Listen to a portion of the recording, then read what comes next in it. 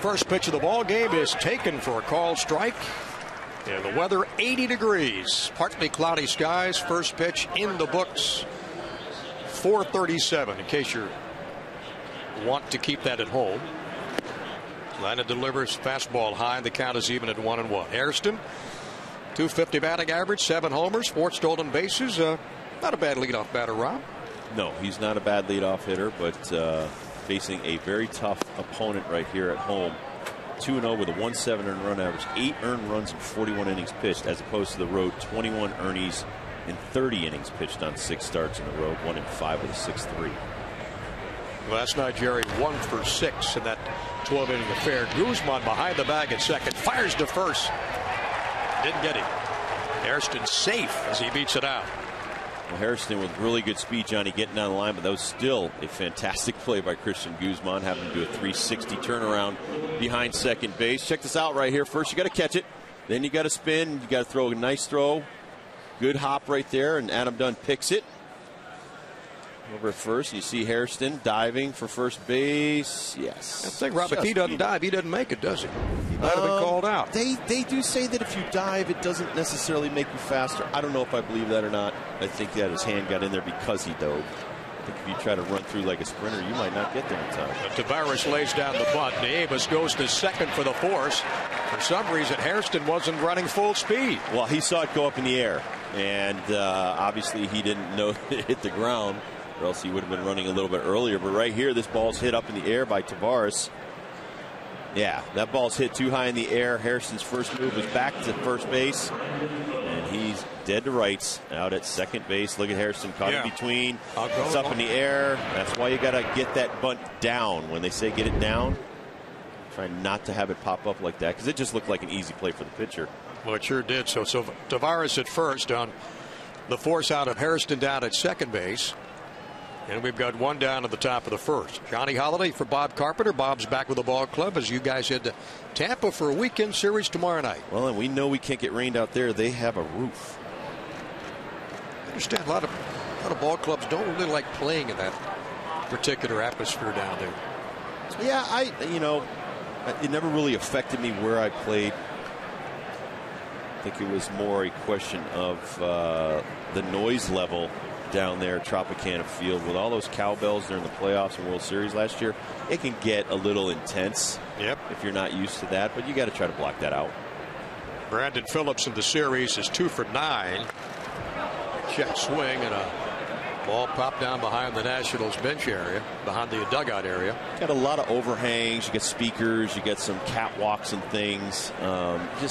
It wasn't the most well-built facility that I've ever seen, but I think it's pretty cool. Unusual situation for the foul poles. Yeah, unusual situation, and so comes out of the roof. Ball jumps out of there a little bit more than I think MLB thought it would at the beginning. You know what? It's wasn't a great field for the Tampa Rays for many, many years until last year. Their first winning season ever. First time they won more than 70 games. Went right to 97. Landed today with his 13th start for the Nats. A line drive to left field, and Phillips has a base hit.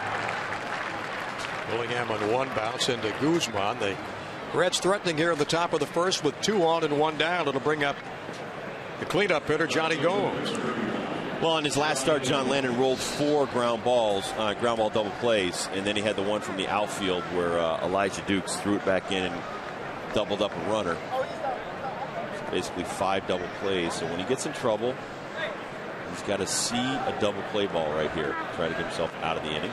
And Will Nieves will call time for a moment. Go out and talk to John. Steps off the mound. Johnny Gomes had that 12th inning RBI double last night off Jason Bergman. Game was tied at 2, and then of course the Reds went on to win it in that marathon 4-2. Washington just can't get a break as far as extra inning games concerned. 0-8 this season. Gomes, 345 batting average. Check of the runners. Fouled out of play in the count against Johnny Gomes. No balls and a strike with 1 away. I went to the Reds clubhouse this morning to pay my respects. Was the door locked? No. I play actually one of their coaches, Mark Berry, I go back almost 30 years with Mark Berry. We had a conversation or two about some old times. But I talked to Johnny Gomes. Remember, I said the first night in for the Reds a few years ago, this young man was having a heart attack. And so he was telling me that now every time someone hears that story about him having a heart attack, so about 2 days later, they start having a heart attack. Oh, I don't feel so good. So he tries not to tell too many people about it. And Mark Berry coaching down at third. Here's the check of the runners, 2-1 and 1 out. Mark and I were roommates in minor leagues. He was an outstanding catching prospect and hurt his arm, and he could hit. He was the total package. He's been in that organization for 20-plus years. Billy Hatcher is a coach down there. My World Championship team in 1990.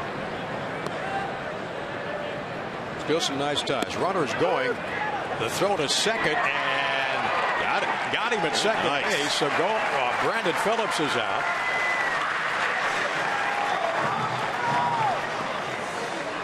And now, when you talk about catchers throwing out runners this year, Will Nieves now is 4 for 23. Yeah, he did not have a great percentage, but in the last couple of games, he's thrown out a couple of base runners, and he's really starting to find himself here as far as arm strength. Very nice tag right there. Gonzalez getting up underneath Brandon Phillips. One of the things you don't see an awful lot of is throwing behind on a double steal and throwing it to second base. Right. A lot of catchers will just kind of fake to second and throw to third. So that was actually a very nice play there by the Nationals. And I think Nieves, I'm imagining, Rob figured he had no shot at getting Tavares down at third base. No, but you know what? When he went out there and talked to his defense, that's what he's doing. He's giving signs and he's telling them, listen, if there's a double steal, I'm throwing through, and that's how they communicate. So nice job by our infield and the catcher. So with 2 down and Tavares down at third base, and the 2-2 to Johnny Gomes. And foul back in the Reds dugout.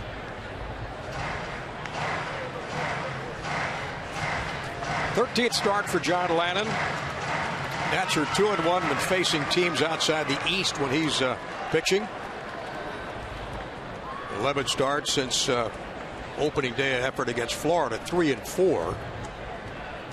An ERA of 3.04. And the 2-2. Swung in a high pop up behind shortstop. Guzman drifting out. Willingham coming in. Josh will call off. Christian makes the catch, and that's the end of the first inning, or the top of the first. Reds threaten but don't score. We go to the bottom of the first.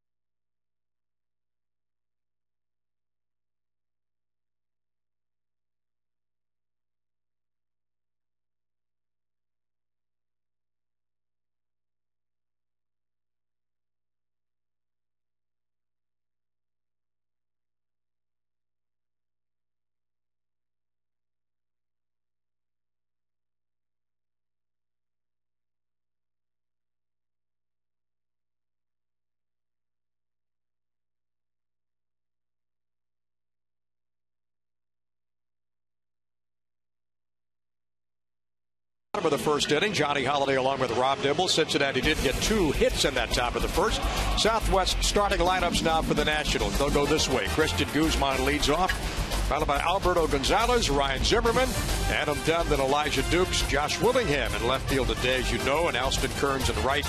Will Nieves will bat 8th, and John Lannon They'll bring up the rear in bat number 9. And for the Cincinnati Reds, Micah Owings, 10 starts, 3-7 on the year. Opponents only hitting .274 against him. And he's almost as good a hitter as Dibble was when he had 2 for 5 in 63 games and hit 92 with the Reds. I hit 500 there one was year an and RBI 1,000 another year. There was an RBI in that game too. I know. That And you know what? 2 for your career? Yep, 2 for my career. And here's the key: I used Joe Oliver's bat because there's plenty of hits in his bats. Right. And Jeff Reed was a left-handed hitting catcher. I used his helmet. And I didn't even have stuff on the road. But you know, I think in defense of your hitting, had you had more you only went to the plate 25 times, right? Yes, over 7 seasons. In 385 games. So that's not a lot of trips to that batter's box. No, they were scared of me. And you didn't strike out that many times. You went 5 strikeouts, 5 out of 25. There you go. I was a contact guy. That's right. They made a lot of amazing plays out there. And because you know your soccer ability is the count is 2-1 to Christian Guzman is the fact that you are fleet-footed. In fact, you never grounded into a double play, if I recall correctly. I did not. You recall correctly. Line drive to right, just foul down the right field line. It's out for the ball girl down there. I believe 3 for 25 works out for a 120 batting average. Was it 120? I thought it was 080. My math is bad. On base percentage and slugging percentage exactly the same for Robert Keith Dibble. You're so cold. Ouch. So cold, but so honest. Yes, but so honest, and that's what we do here. Well, we're happy you're spending Thursday afternoon with us. Grounded down to first base. Nice play by Rosales. He'll take it unassisted. And Guzman retired. Let's break down Mr. Micah Owings. Silver Slugger back in 2007. He can rip it. 333 batting average, 4 homers, 15 RBI as a pitcher. 4 for 11. Only 4 times out of 11 he's gone 6 innings or more, Johnny. And then in his 11 starts this year, 4 for 11. The Reds only have 4 wins in his 11 starts, 7 losses. So those forfers. It's a good batting average, but not good when you're not going out there more than 6 innings a pop. 11th start for Owings this year. Delivers pitch outside to Alberto Gonzalez. 5 for 5 as a pinch hitter. You saw one of those last night. Or actually early this morning. Tied the ball. It was 9th inning last night. So tied the game at 2. The Nats couldn't get the winning run across. They lose by 2. Gonzalez 306 average. 1 home run with 9 driven in. Well, and also, Johnny, what happens is they've been hitting so well all year. They're being heavily scouted, and now they're going to have to adjust to the adjustments the pitchers are making, and that's what a good offense does. So right now they're getting well pitched, but that's because they're getting all these scouting reports. Hey, stay away from Dunn's power. Watch out for Ryan Zimmerman. He likes to go the right way. That's all stuff that the other teams are doing against us. I was in their clubhouse, and half their teams watching video. So I think a lot of it was their pitchers watching our hitters. Gonzalez backs out, 3 balls and a strike to the National second baseman. I just thought they were in there blogging or twittering. Mark Berry's like, no, they're in there watching video. And the 3-1. Gonzalez swings through the fastball, and it's 3 balls and 2 strikes. One thing about Owings on a 4-game losing streak. Well, he's kind of a short armor for a big guy. You see that running fastball right there.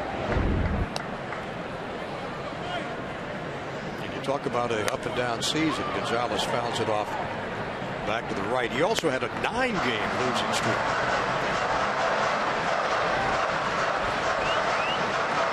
In 14 appearances, 10 starts between wins. He went 0-9. And a pretty good ERA if you like somebody with an 8.53 ERA. My goodness. Yeah, he's had a few thrashings this year.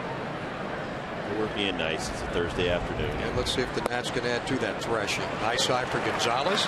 Draws a walk. The Nats get a base runner in the bottom of the first, and we'll take a look at that Cincinnati defense this afternoon. You find Hernandez behind the plate catching. Owings, Hairston down at third. Gonzalez at shortstop, and Brandon Phillips at second. Rosales at first today. Bruce, Tavares, and Gomes in the Reds outfield. Cincinnati 31-27 coming in the ballgame today. 17-13 on the road. Played very well on the road. Not playing so well at home.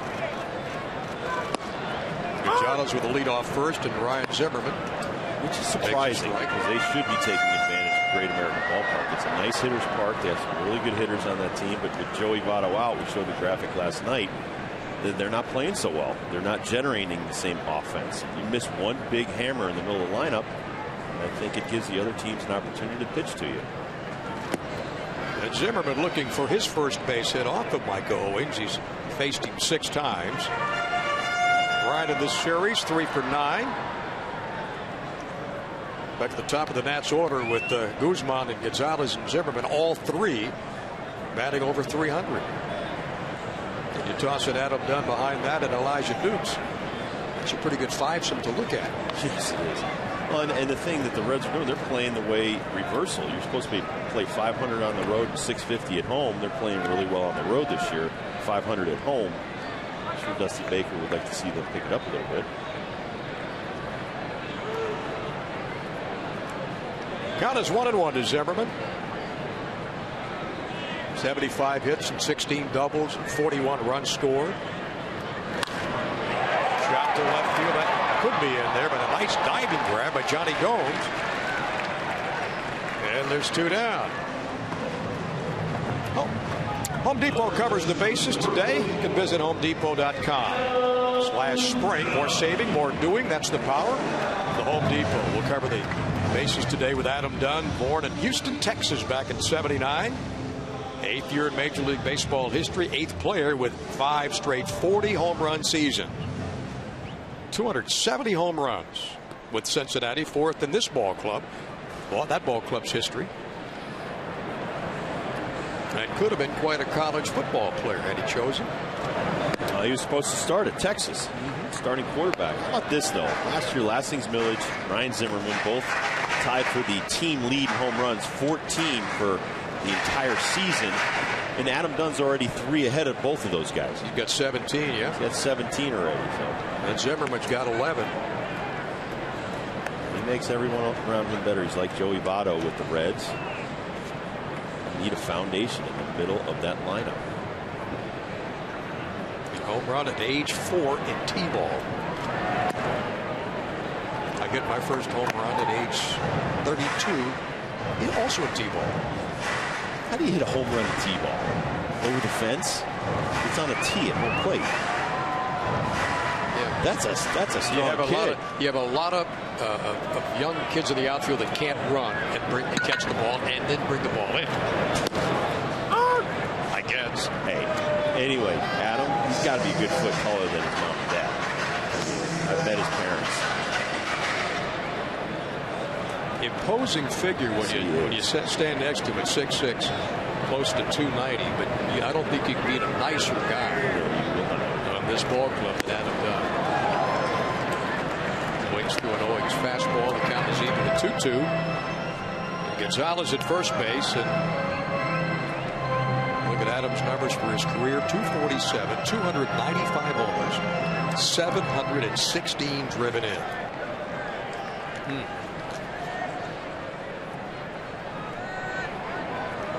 And in 4 of those years, actually 3 of the years in Cincinnati, over 100 RBIs in 2004 and 5 and 2007. You know, Rob, when you think about 46, 40, 40, 40, 32 as home run years. Well, and with Arizona, though, it was 40 last year. So he has 5 straight seasons with 40 or more home runs, and he is tied with only Babe Ruth for the most consecutive years. So if he gets 40 this year, he's all by himself. And he draws a lot of walks, and he has one there. A lifetime on base percentage coming into this year of 381, which is very impressive. Doesn't get enough credit. Last year he walked over 100 times, splitting his time between Cincinnati and Arizona. So the Nats have got 2 on. Down at first base. Gonzalez down at second. Elijah Dukes will step in, 2 for 7 in the series. Got that home run on Tuesday night, a couple of walks and a run scored. His average at 262. The first base umpire, Tim McClellan, rings up Dukes with a call strike. took a lot of heat last night for getting picked off second base, but as he said, he was trying to get a secondary lead. He does have 59 steals in his career. So Adam Dunn has some wheels. Like I said, he's going to be the quarterback at Texas. So he's not just a big, slow player. He can run a little bit. The wings delivers. Shot to shortstop. Gonzalez has it. The flip on to second to Brandon Phillips. And the inning is over. We'll talk a little bit more. And Debbie's going to have more on Adam Dunn when we come back. We go to the top of the second. Scoreless in Washington.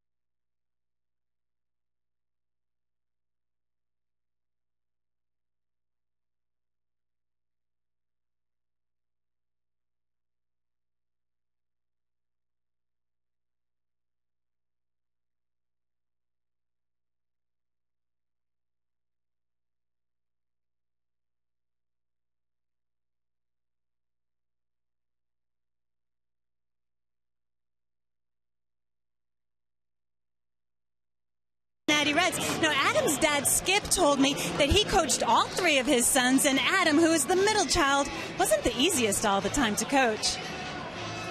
Coaching Adam was about as hard as anything could imagine because he always thought he knew what he was doing.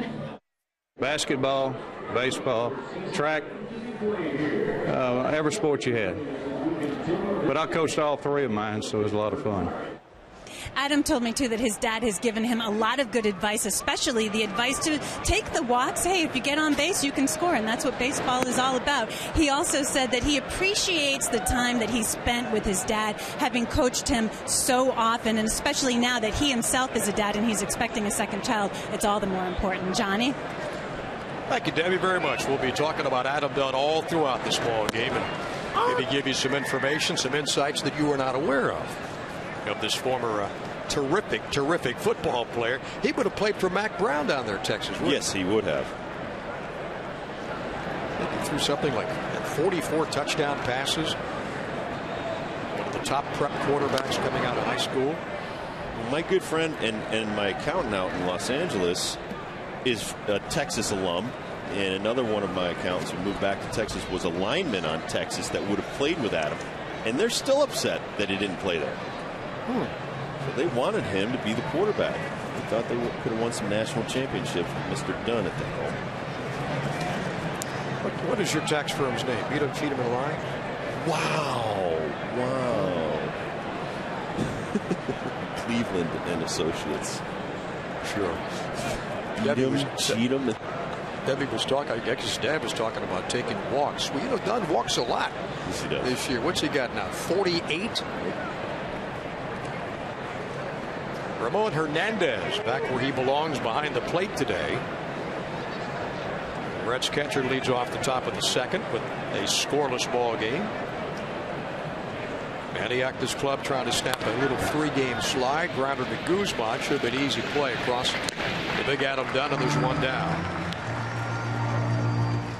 Nice to have you with us today. Afternoon game at Nationals Park. Johnny Holiday along with Rob Dibble. Happy to have you along with us here in Masson as we'll take this ball game all throughout the afternoon. Hope the weather will stay nice as it is now. Then you guys hit a plane and fly down to Florida for the big weekend series against Tampa beginning tomorrow night. And that Saturday night game will be joined in progress after 7 p.m. because of Major League Baseball Rules and regulations. Jay Bruce, the right fielder. 218 batting average, steps in, who leads the ball club. 15 RBIs with 15 home runs with 32 RBIs for a guy that only hits 218. Gonzalez on the done. There's 2 quick outs. About 170 off left-handers and only 1 home run this season. 14 off right-hand pitchers. So Detweiler had a good night against him 2 nights ago. Chiron Martis got stung a little bit by Mr. Bruce. He did. It happens. Just try to give up home runs with nobody on base. But the big key is how you bounce back after that. I think you've talked about that a lot. He was fantastic. He was fantastic, and it is. It's out. And you know, Steve McCaddy and Manny Actor would tell you it's what he does after the adversity is what they like about their pitchers. And a lot of these young kids are learning on the fly. It's not easy to be up here in less than 10 starts in your career. Martis 15, and you know, think you have it all figured out. You never have it all figured out. I was talking to David Weathers. He's pitched in almost 1,000 games. And still learning, huh? Still learning. You learn something every day. Count is 2-1 to Alex Gonzalez, the red shortstop. Lander retired the first 2 batters he faces. Let's take another look at those home numbers. There he is, second right now in the National League in home ERA, 6 starts. Ted Lilly right there. Mulholland, excuse me. Josh Johnson, Danny Hare. Atlanta delivers to Gonzalez, foul back. And the count is even at 2-2 with 2 down at the top of the second. Reds are 6-7 against opponents from the National League East. The Nationals looking for their 10th win at home this year, 16th overall. Robbie, we were talking before this ball game. You were comparing this year's record at the same time compared to last year. And this is a much, much better ball club. Line drive to left field, base hit for Gonzalez. And it's hard to believe it's a 15-42 team. It is. It is. And this team was nine games better last year, and with the wins. But it's, you know what? It comes in cycles.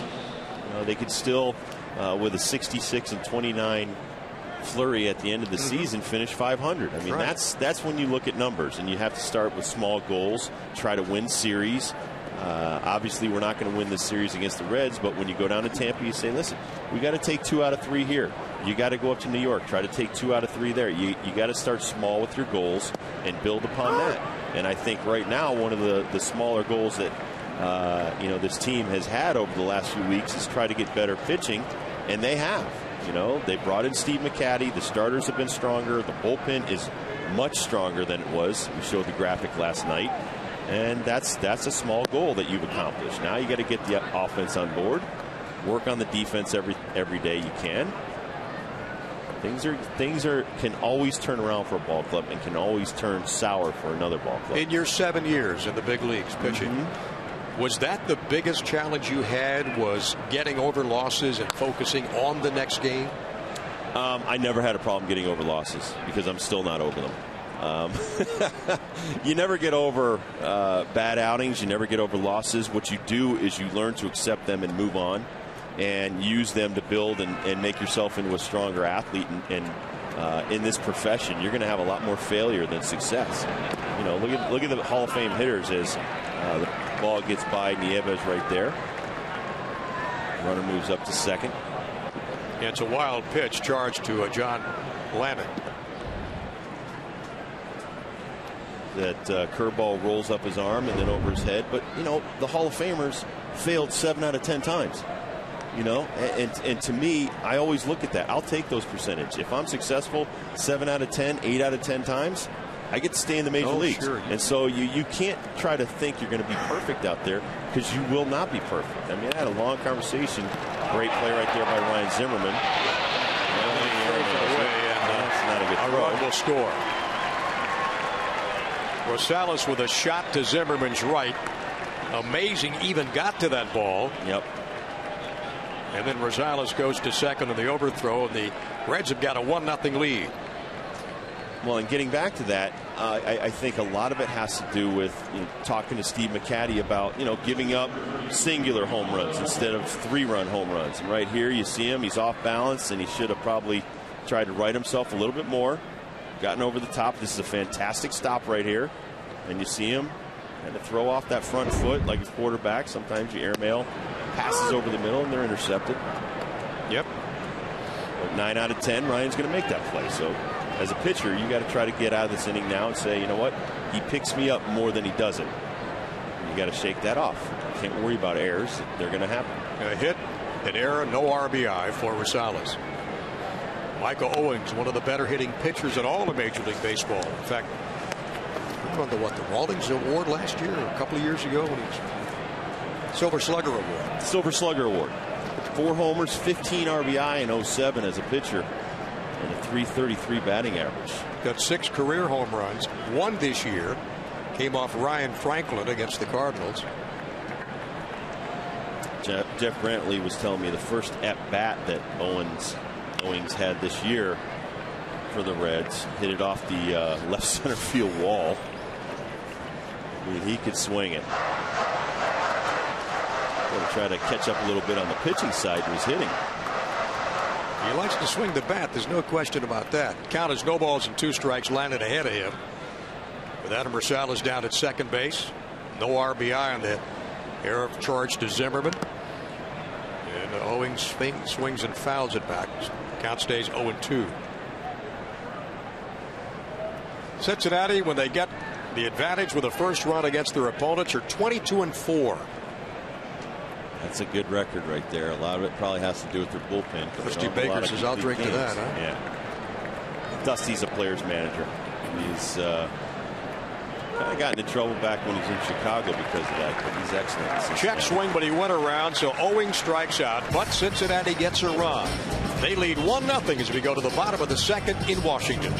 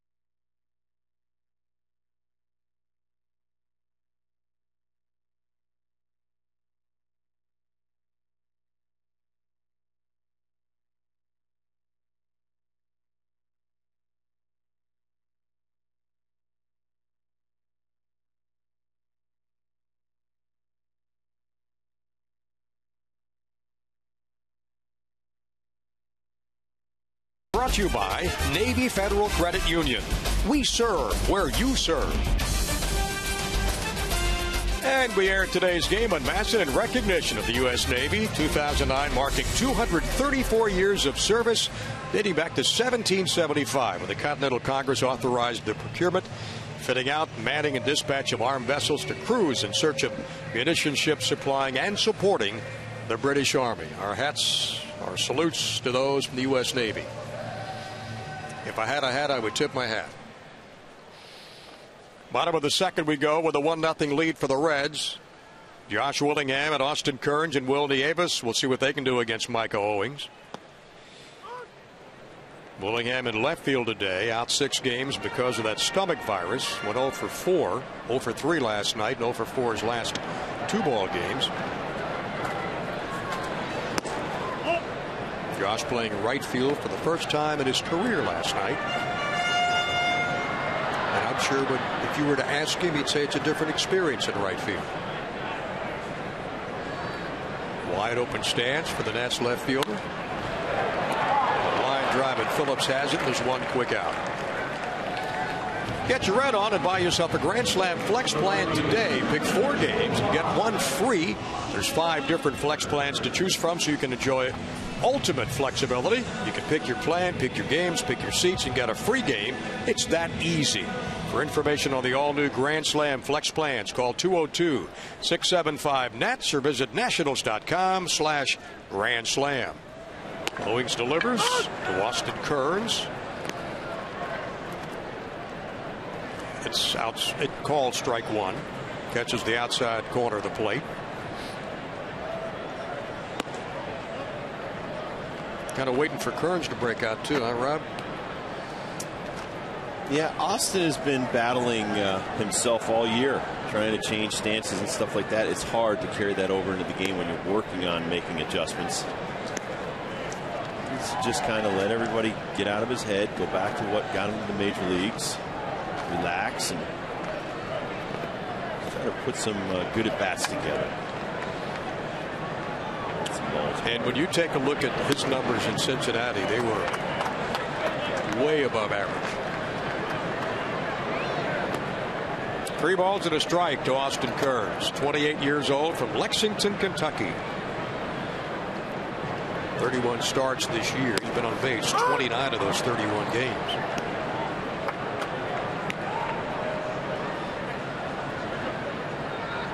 Here's the pitch track on the 3-1 pitch from Owings. You see him short arm it there and kind of flick that fastball to the outside corner. Outfield shaded a little bit to the right for Kearns to pull, and he draws a base on balls. Well, you got to find heritage, pride, and commitment in every can. Cabin Wood Stain's legendary performance. Our performance is legendary, as is Johnny Vandermeer, who no-hit the Braves June 11th, 1938, the first of 2 consecutive no-hitters. Now let me go back and ask you about when you were playing in high school. Did you come close to no-hitters? I threw 4 in 2 years. Back to back? I have no idea. Didn't keep track. I did. I was at your second one. I mean, that's when you think about back-to-back back-to-back no-hitters in the major leagues. It's worlds you don't do that apart this day between high school. Yeah, between high school and pros. That's the whole thing that kind of cracks me up with the whole Strasburg thing. People trying to talk about, well, this guy could pitch in a bit. How can you make that correlation? Up the middle, a shot from Will Nieves. Nice play behind the bag and on to throw out Nieves. Went right over the shoulder of Micah Owings. And let's take a look at this play again. Well, this is a jam shot right here. Nieves gets jammed on a very good inside running fastball. Gonzalez makes a fine play at short right there. Has to stop himself, and the quickest way to stop at this level has been taught to many guys. You slide. You see guys do it coming around third. Third base coach is telling you to hold up. You slide. If you try to stop in the momentum, you could hurt an ankle, twist an ankle, hurt a knee. Just do a lot of sliding drills in spring training, even as pitchers. Landon goes opposite field, ground to third, and he's out. And that takes care of the Nationals here in the bottom of the second. We go to the top of the third. Still Cincinnati up 1-0.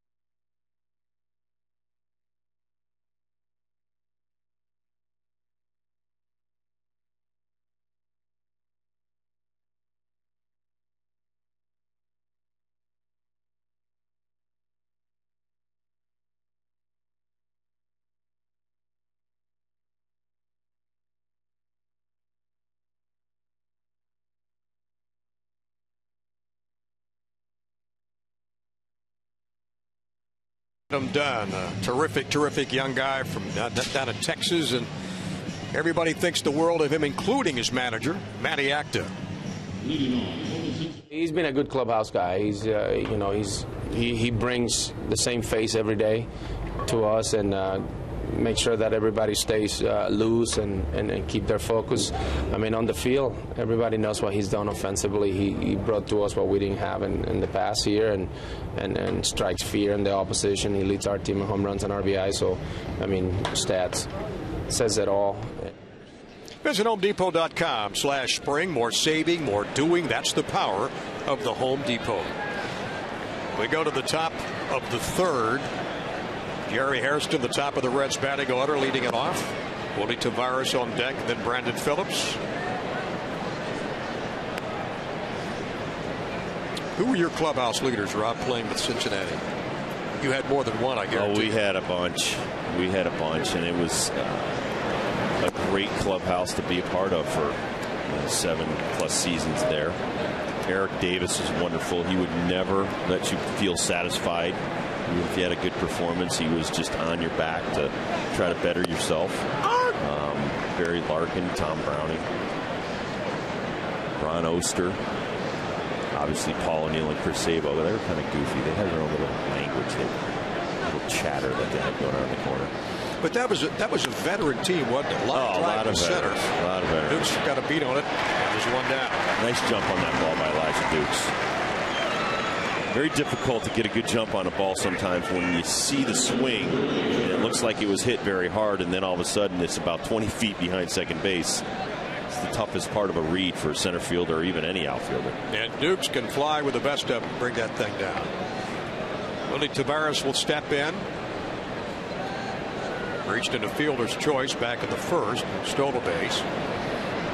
Landon delivers inside for ball one. Yeah, but the thing about our clubhouse leaders, I mean, it wasn't just that. We all hung out together. It wasn't cliquey at all. And I'm not saying that it is here. It's a lot like it is here. They're just a lot younger in that clubhouse. But, there was a barbecue. The whole team went, even the coaches and trainers. If we had any kind of okay, we're going to go out and have an adult beverage, 20 out of 25 guys went. You weren't allowed to stay in your room. Now, some guys, they took too much of the game home. They'd go home with a bat and they'd sit there in front of the mirror and swing all night, if they had an 0 for 4. But nothing wrong with that. I mean, they're just trying to better themselves that way. But it was a family. And I've said that for 2 months. When they become a family, they'll know it. And, look out, because the other teams are going to be in big trouble. It's all part of the growing process. Mm-hmm. Almost every major league team. High fly behind short. Guzman drifting back. He's got it. It's going to be a 1-2-3 inning for John Lannon. And Christian Guzman leads off as we go to the bottom of the third, followed by Alberto Gonzalez and then Ryan Zimmerman. 1-0 Cincinnati leading the Nationals.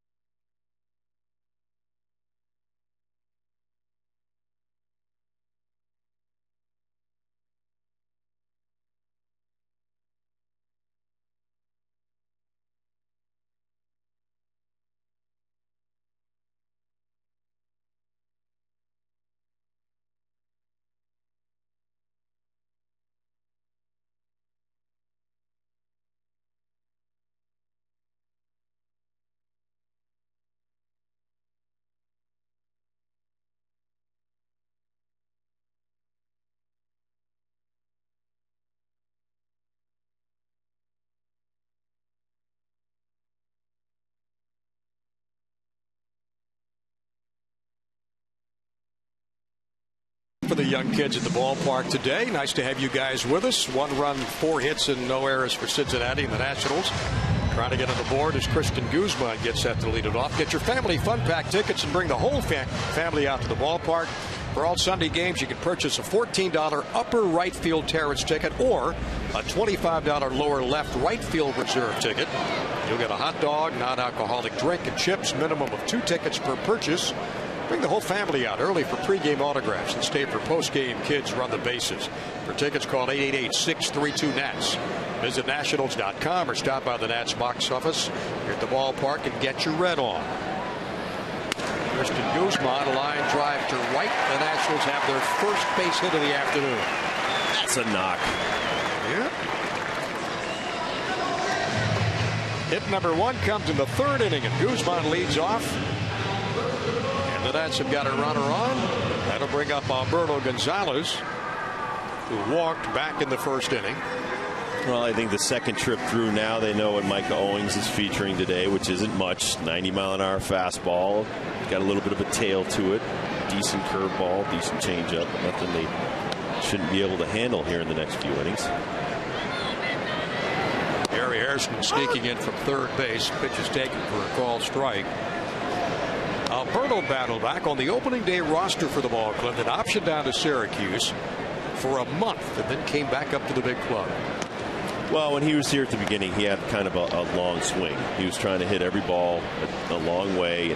He's cut down on the swing. He's putting balls in play. He's using his speed to get some singles, some doubles, and then he's playing some outstanding shortstop or second base when he's in the game. And that's what I'm sure that Manny Acta and Mike Rizzo and Stan Kasten expected out of this young man. He's the future of this organization at shortstop. Good combination out there with Guzman and Gonzalez. The future will be Anderson Hernandez and Gonzalez. So those 2 young men have a nice career in front of them. They just have to keep evolving, keep progressing, keep learning every day. You got to go out there and try to learn something, see something that can help you better yourself. We talked about the trying to get over losing. You don't get over it. You just use that and try to use it in your stuff the next time you go out. There goes Guzman, a shot up the center. Taken by Gonzalez on the 1st, and there's 1 down, but Guzman gets to second base. Gonzalez retiring Gonzalez. Well, you put a runner in motion right here to try to keep yourself out of a double play. No outs, trying to manufacture a run right here. Christian Guzman easily to second base. You get the meat of the order. 3, 4, 5 coming up with a guy in scoring position.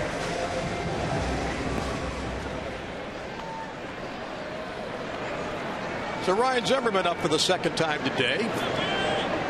He's 0 for 1, flew out to left field, and Johnny Gomes back in the 1st. And on the gun, 87 that time for Michael Owings.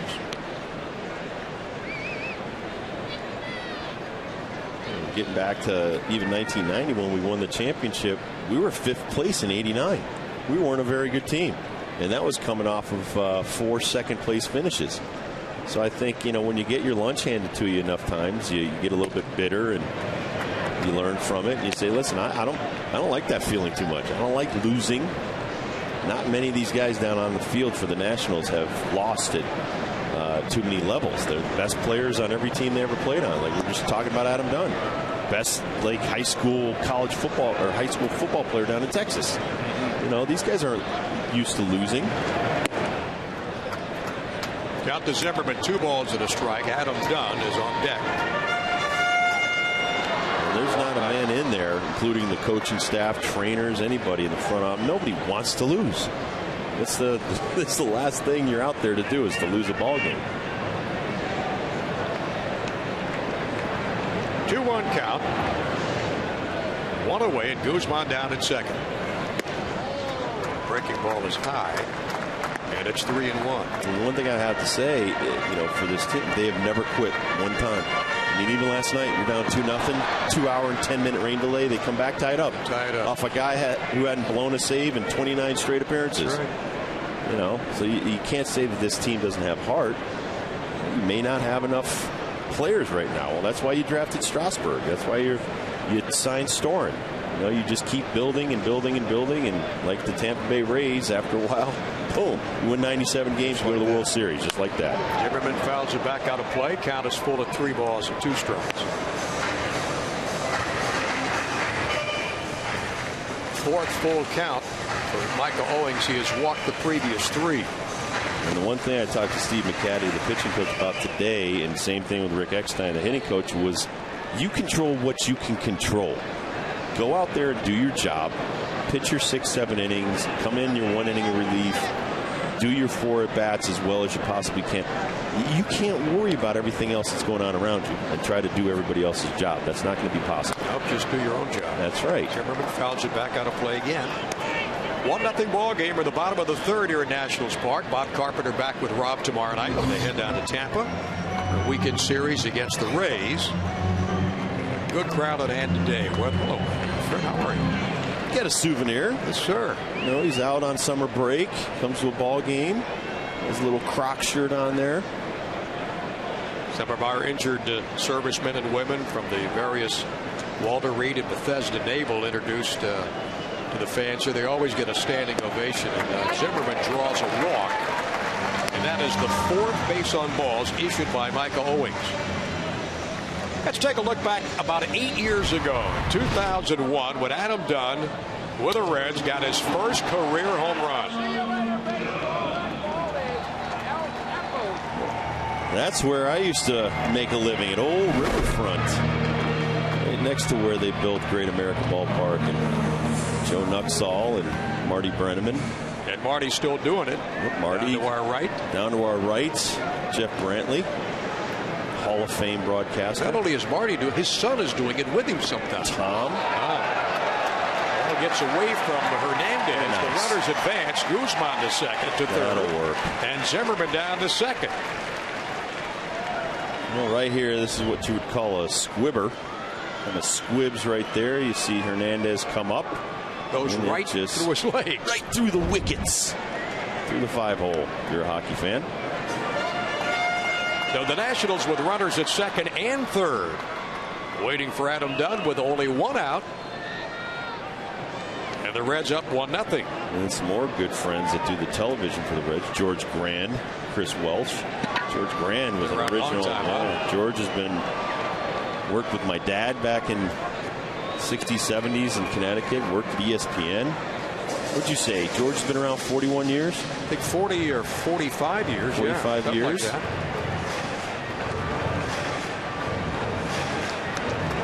Adam Dunn walked back in the 1st inning.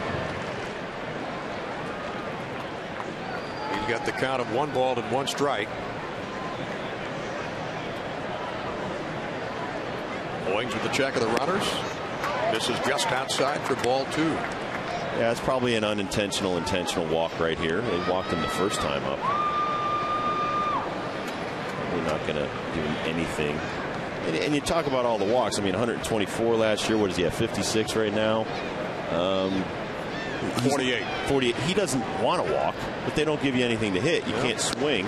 Well, that's kind of a backdoor breaking ball, way outside. I mean, some of these pitches aren't worth swinging at for Adam, and he takes the walk. Puts pressure on the defense, and now you got to get out Elijah Dukes. And when Elijah's swinging well, or Ryan Zimmerman, that's the protection he needs to see some better pitches. But with first base open here, 1 out.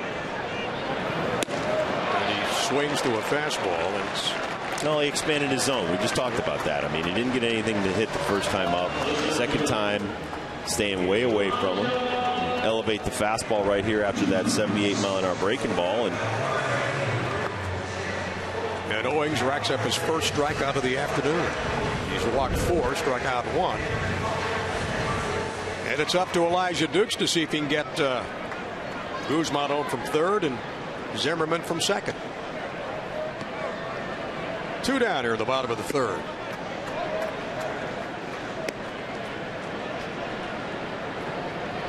Elijah's 6 for 30 with a double, a couple of home runs, 3 RBIs, 3 walks. It is 8 games since coming back off the DL June 2nd.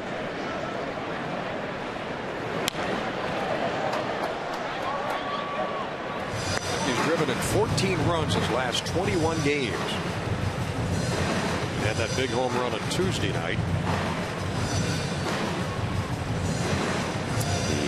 Jeff Brantley is marveling at the size of Elijah Dukes. You said this yesterday or the day before. I was surprised Brantley's not a big guy. Yeah. JP's kind of thick. Cowboy.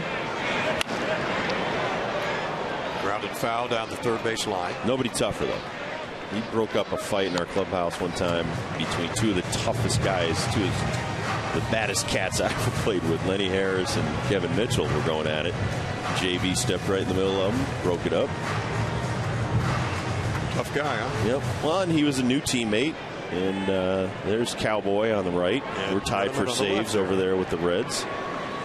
Well, this three-way tie. We all have 88 saves. Myself, Jeff Brantley, and Tom Hume. Tom Hume's a buddy of Ray Knight's, isn't he? Yes, he is. Played with Ray Knight. So how's that book doing, that From Rock to Jock, your autobiography? How's that doing? Well, if you give me $22.95, you'll know. A delightful autobiographical. What are you doing? Memoir. You're supposed to be watching a game. I know. A sweet read. 1-2, the count to Elijah Dukes. Come on, Elijah. The pitch is high. Got a note from Eric Yelding, sends his best to you, Ron. Oh, that's nice. Yeah. That's nice. Enjoying the telecast. Eric and I are actually friends. I mean, almost every guy I fought with, I respect. Where is Eric these days? I have no idea. We're not that close. Seemed like only yesterday was 1991, huh? When you said to him, you said what? 2-2 to Elijah Dukes. He didn't like that 98 behind him. But that was after. There's a bunch of stuff that happened in that game. And then Kurt Schilling reached out and got his first major league hit and an RBI on a pitch that I felt he shouldn't have been able to reach. Well, that's your prerogative, right? Exactly. I paid for it. I had to block the helmet when he threw it at me. Owings the 3-2 to Dukes. And he struck him out. That's soft. He strikes out Dunn. He strikes out Dukes. And the inning is over. We go to the top of the fourth. 1-0 Cincinnati at Nationals Park in D.C.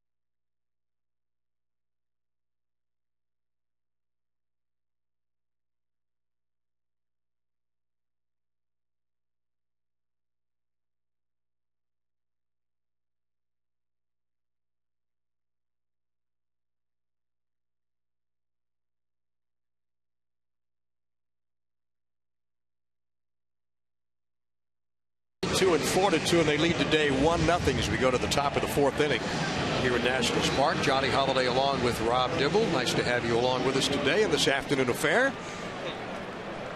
Keep in mind, get your red on and get all the latest Nats news, discount offers, and much, much more. Follow Teddy and the Nats online on Facebook. Join the Washington Nationals fan page, or add Ted Roosevelt as your friend, or follow Teddy on Twitter at Teddy26Nats. John Ladden goes back to work.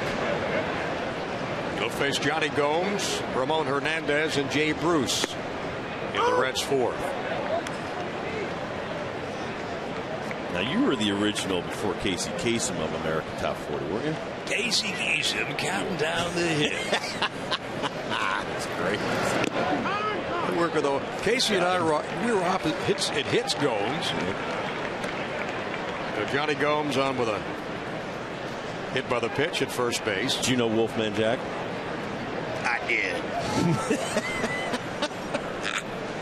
Yeah, he had a voice on him. Woo. Yeah. The Wolfman coming on. He was tough. But Casey and I were together, not together, we're in opposite stations in Cleveland before he really made it big. And he is one of the nicest guys. You know, God damn it, here's one for the kids out there. Number 5, now it's number 4. That's fabulous. Oh. Yeah, but I do these, and Carpenter does about 10 more than I do. Red's got the leadoff batter on. Gomes hit by a pitch. Hernandez grounded to short. His first time up. When you hear somebody's voice, can you tell right off who it is? Just about, yeah. Yep. You want to give me one? No, I'm not. I have trouble with my own voice. I can't do it. I'm interested. The year you had arm surgery, you didn't play at all that season, did you? Was it? I was rehabbing in '94 in August when we went on strike. So that was a bad year to get hurt. Not that any year's a good year to get hurt, but well, strikes. Nobody wins strikes either, do they? I was a free agent. I had reconstructive surgery on my shoulder, and I was on strike in August. So, but you know, you live, you learn. Will Nieves to go out and talk to Landon for a moment with Johnny Gomes at first. Well, that's why I talk so much about these young kids. I mean, it's not about this money that even Strasburg will earn. It's when his time is ready, then you bring him up to the major leagues. Because I was one of the first people to be critical of the Cubs when they brought up Pryor, brought up Wood, even some of the younger guys with the Tigers back in the day, Mike Maroth and Jeremy Bonderman. And Bonderman lost 19 games one year, and I think Maroth lost 21 one year. Because they were the most talent that they had in the entire organization. Sometimes it's way before your time. Matt Cain was just here from the Giants. He's up in the big leagues at 20. Kid's 24, 25 now. He's got 5 years under his belt. Right. But he had some lean years there. And it's not just about, you know, pitching at the major league level is going to help you win ball games. Well, good pitching at the major league level will help you win divisions and championships. And pitchers that can throw strikes and get the ball over the plate. And pitchers who can handle adversity and not let it affect their psyche. Yep. And come back and battle after a home run or after a loss. Look at what happened to Rick Ankiel. Rick Ankiel was rushed to the major leagues. Wow, he's got a great and amazing arm. And, you know, he starts a playoff game and absolutely loses it psychologically, not physically. And then eventually, now he's a decent outfielder with the Cardinals. Drive down the right field line from Bruce is foul. You want someone to play here as long as they're meant to play here. 15, 20. I mean, you know, I don't want guys to have a career as short as mine. And some careers are even shorter. You want to play here for as long as you're intended to play here physically. Yeah, Landon. Everybody touted Phil Hughes and Ian Kennedy last year. They went 0-8. You know, they had to rush Jabba Chamberlain to the big leagues, you know, from Double-A. And they put him in the bullpen, and you know, or actually 2 years ago.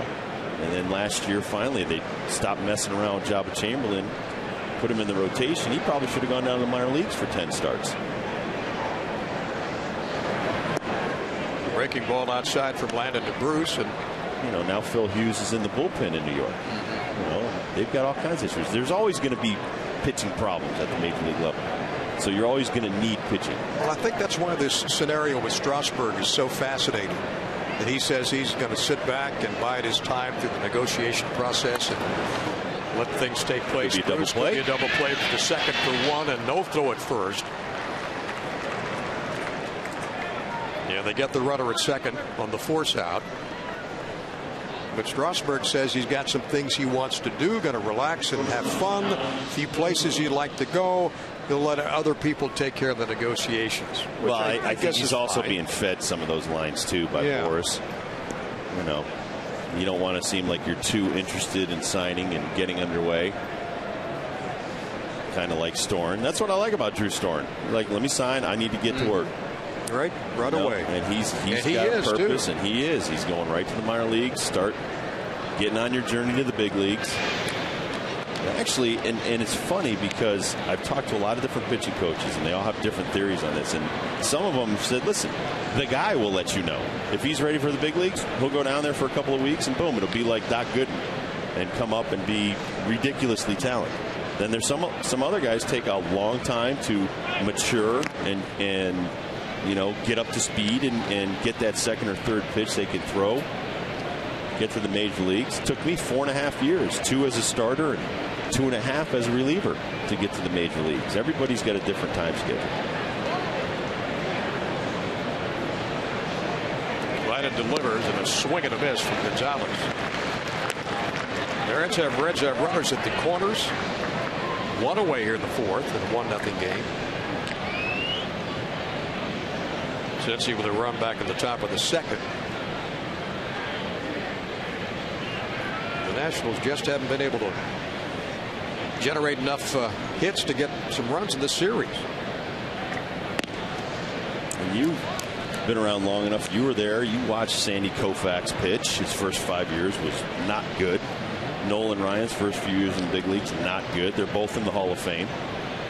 Sandy Koufax retired because of a bad elbow at 29. He won 27 games. You want the guy to play to 39, 49. Landon delivers base hit to left. Run will score. A rope to left field, and Gonzalez gets a base hit. It'll drive in the Reds' second run of the afternoon. And it's a 2-0 Cincinnati lead. And for Gonzalez, his 17th RBI of the season.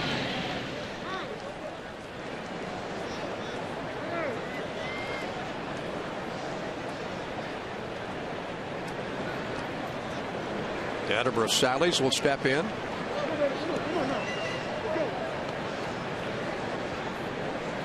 Has one of the base hits off of Landon today.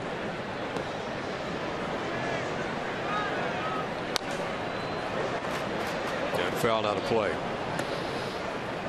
Well, I think we're all going to watch these negotiations with much interest and see the deadline is August 15th.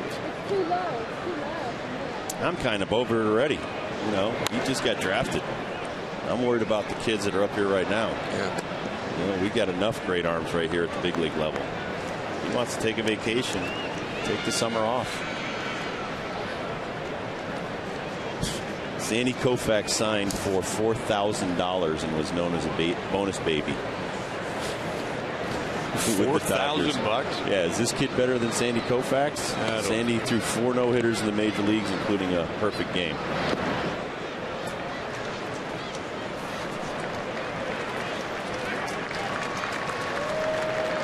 Nice strikeout there by John Lannon. And that's his first of the afternoon. So there's 2 down. And the Reds with 2 on, first and second. And we go to the Reds pitcher Michael Owings, who struck out in the 2nd. That's Landon's 2nd strikeout of the afternoon.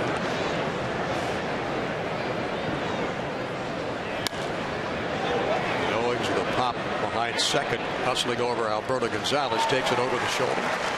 And the inning is over, but not before Cincinnati adds another run. As we head to the bottom of the 4th, they lead 2-0.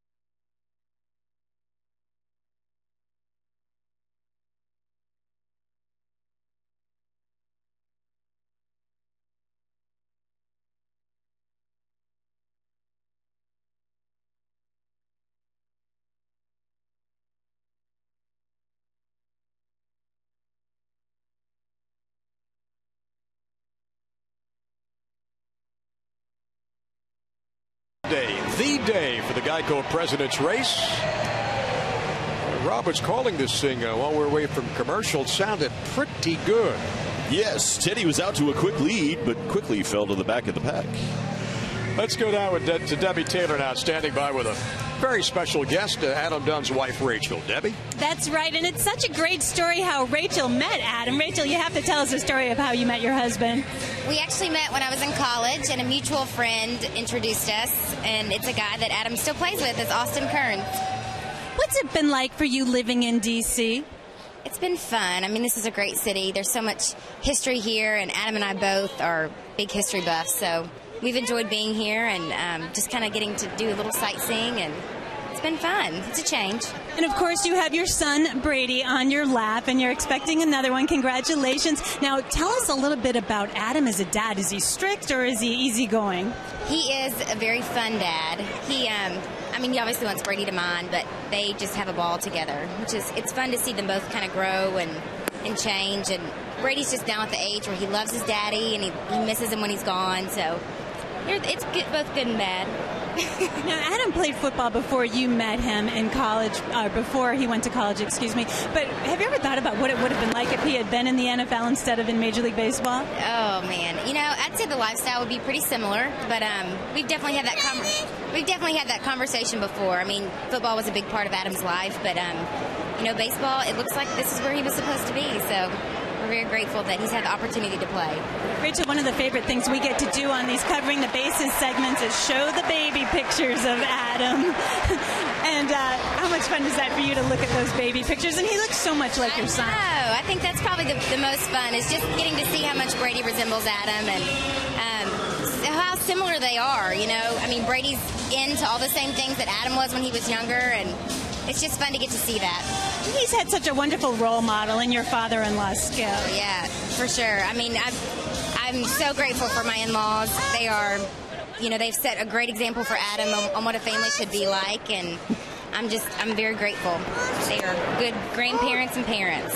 Okay, thank you so much, Rachel. Brady is saying, Austin.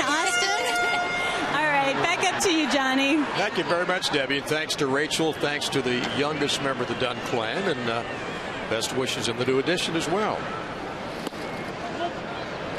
Josh Willingham has snapped his 0 for 5 slide, and he gets a base hit to lead off here in the fourth inning. Yeah, Adam Dunn right there getting set to pick out a bat. Austin Kearns in the box now against Owings, then Willie Amos and John Lannon. Reds with a 2-0 lead, one of the second, one of the fourth.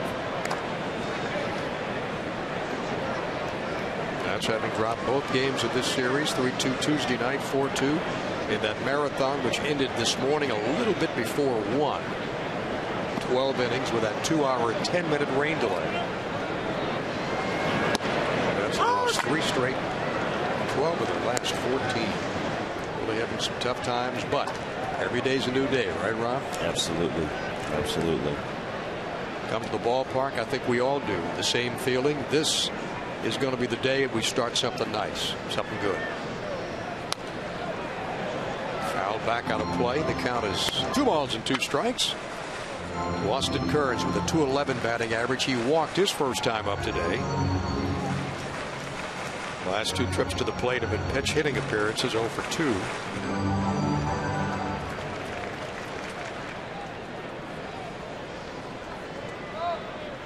Last home run against the Mets, that was April 26th at New York. And a swing and a miss, and Kearns is gone. I wanted to give you the final numbers here on Sandy Koufax's last year when he retired. Pitched 323 innings, 27-9, and a 1.73 earned run average. No left-handed starting pitcher, has duplicated that feat since 1966. So you want to talk special? The game hasn't changed. In fact, the fields are smaller. And Sandy Koufax was just amazing back in the day. At 29, he was out of the game. Walked away from it. Had to walk away because of his elbow. Willie Amos visiting before the ball game with the 3 or 4 soldiers from Walter Reed, who came out to the ball game today. Members supported by the Yellow Ribbon Fund, run so nicely by Bob Talbot, and Will spending some time with them down by the dugout all three of the young men, and also a young woman from Walter Reed in rehab from Puerto Rico. That's where Will is from. Fouls it off down to the right side. And you want to put it in perspective. When we went over to Walter Reed, and I think that more people should visit the injured military personnel that are over at Walter Reed, because a lot of them are young kids that defend this great nation. It puts your whole life in perspective. You know, we talk about these millions of dollars, so it's all meaningless. It's these kids that are coming back injured from overseas that we should be taking care of. Make you appreciate being out here at the ballpark. Check swing, and 1 ball and 2 strikes to Nieves. You know, you talk about Will and what Will does when he's away from the ballpark, getting involved in all sort of charitable activities, but I don't think there's a guy in this ball club that isn't willing and able when he can to do something for others. Yeah, I think this is one of the more wonderful organizations I've been around. I'm just saying that because I work for them. A lot of them are newcomers here, like Josh Willingham. He's just a fabulous kid. You know, Adam Dunn's coming over here from Cincinnati. I mean, they all try to do as much as they can off the field. Ryan Zimmerman, I can meet a nicer kid than Zimmer. Ball bounces off the bat, and a foul ball. And I think it all starts at the top. When you look at the great philanthropic activities of the Lerner family, what they do in this community, what they've done over the years. If you came to the Nationals Gala, as you and Bob emceed that event, and you saw, I agree, it all starts at the top. The wonderful, you know, presentations that they had with you know, Mark Lerner and his dad and his family and wife in charge, Marla, and Nieves takes the ball right off the hip, bounces right down to first base quickly. Second hit batter of this ball game. Well, he jammed Nieves last time up, so he was really trying to get in there. And right there, you're just going to see a curveball slip off the tips of his fingers. You know, as I said before, Micah Owens is not going to blow you away with 95. He doesn't have the best curveball or fastball, runs a little bit. Big, strong guy. Doesn't always equal fantastic stuff, as I think Johnny and I have pointed out. So let's see if Landon can advance the runners. One away here in the fourth. Squares up the bunt, lays a nice one down. The throw to third, and they got him at third base. Willingham forced at third. Bullet, and a great acceleration to get to that ball, and a rocket throw to third base. Well, I think Rosales right here, he comes in, and he's got one thought in mind. I'm going to third. And almost looks like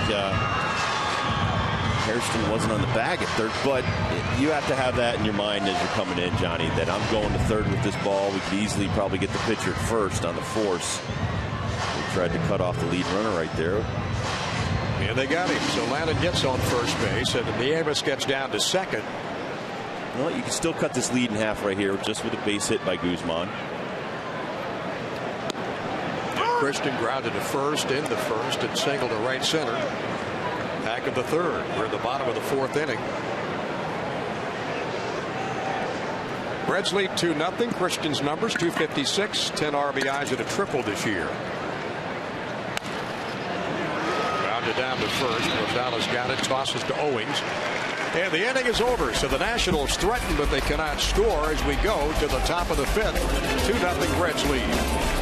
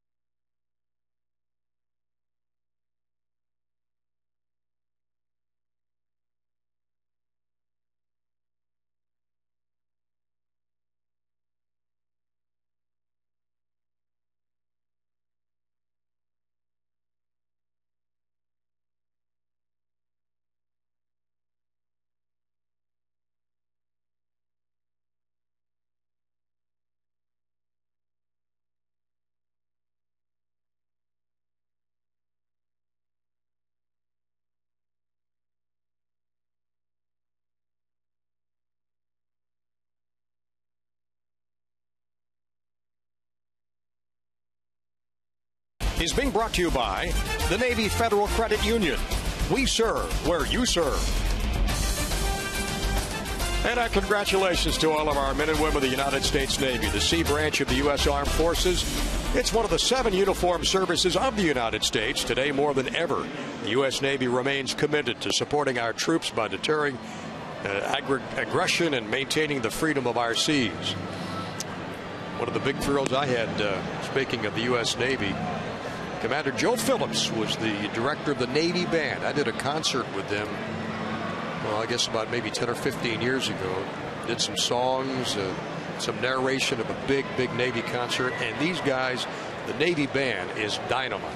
I mean dynamite. Now, you've also done like summer stage and theater and stuff, because I heard you were a leprechaun in one of those. Well, I sent you the picture resume. It's funny you would ask me. I think Chip, he ought to know this, shouldn't he? Chip did not give me that information, by the way. I have it in my briefcase. A pop behind the first base bag. And over to make the grab is Alberto Gonzalez. Chip Winfield is the producer of this fine He says he FedExed telecast. He FedExed the entire scrapbook.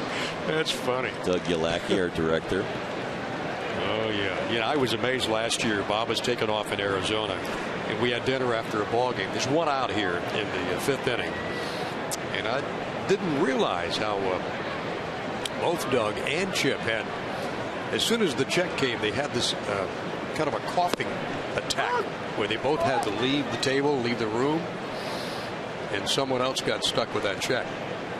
Well, you know, Bob has alligator arms when it comes to the check. It's like, oh, really? I can't get to I can't get to the table. So, don't you love those guys? Yeah, let me take care of that after it's been paid.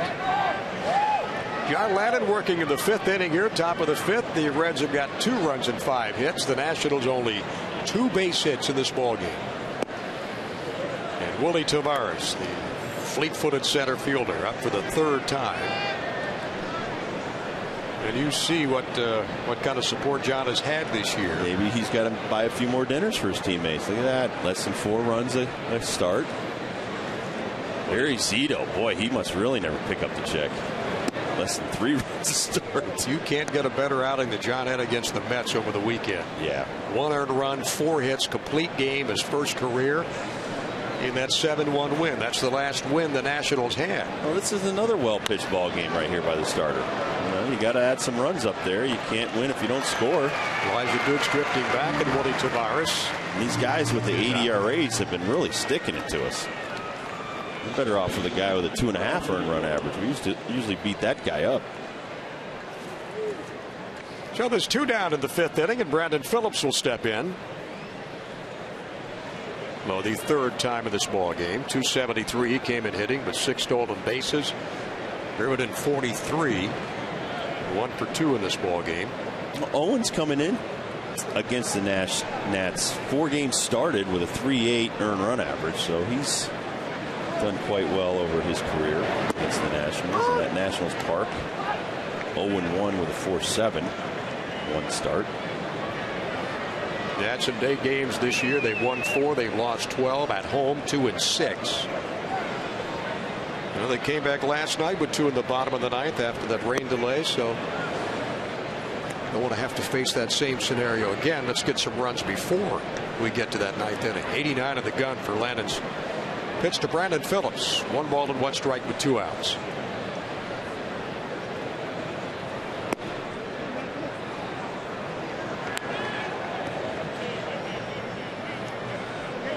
Two and 1 to the Reds second baseman. Johnny Gomes is next on deck. A lot of day games today in Major League Baseball. Arizona with a 2-0 lead over the Giants in the 8th inning. 6-5 Cardinals lead the Marlins. Or that's a final 6-5. Did you ever do any Shakespeare? No. Okay. I hope you're not suggesting that I try. No, not. No. Right now. Phillips works a walk out of Landon. He's on base for the 2nd time. John has issued now his 2nd walk of the afternoon.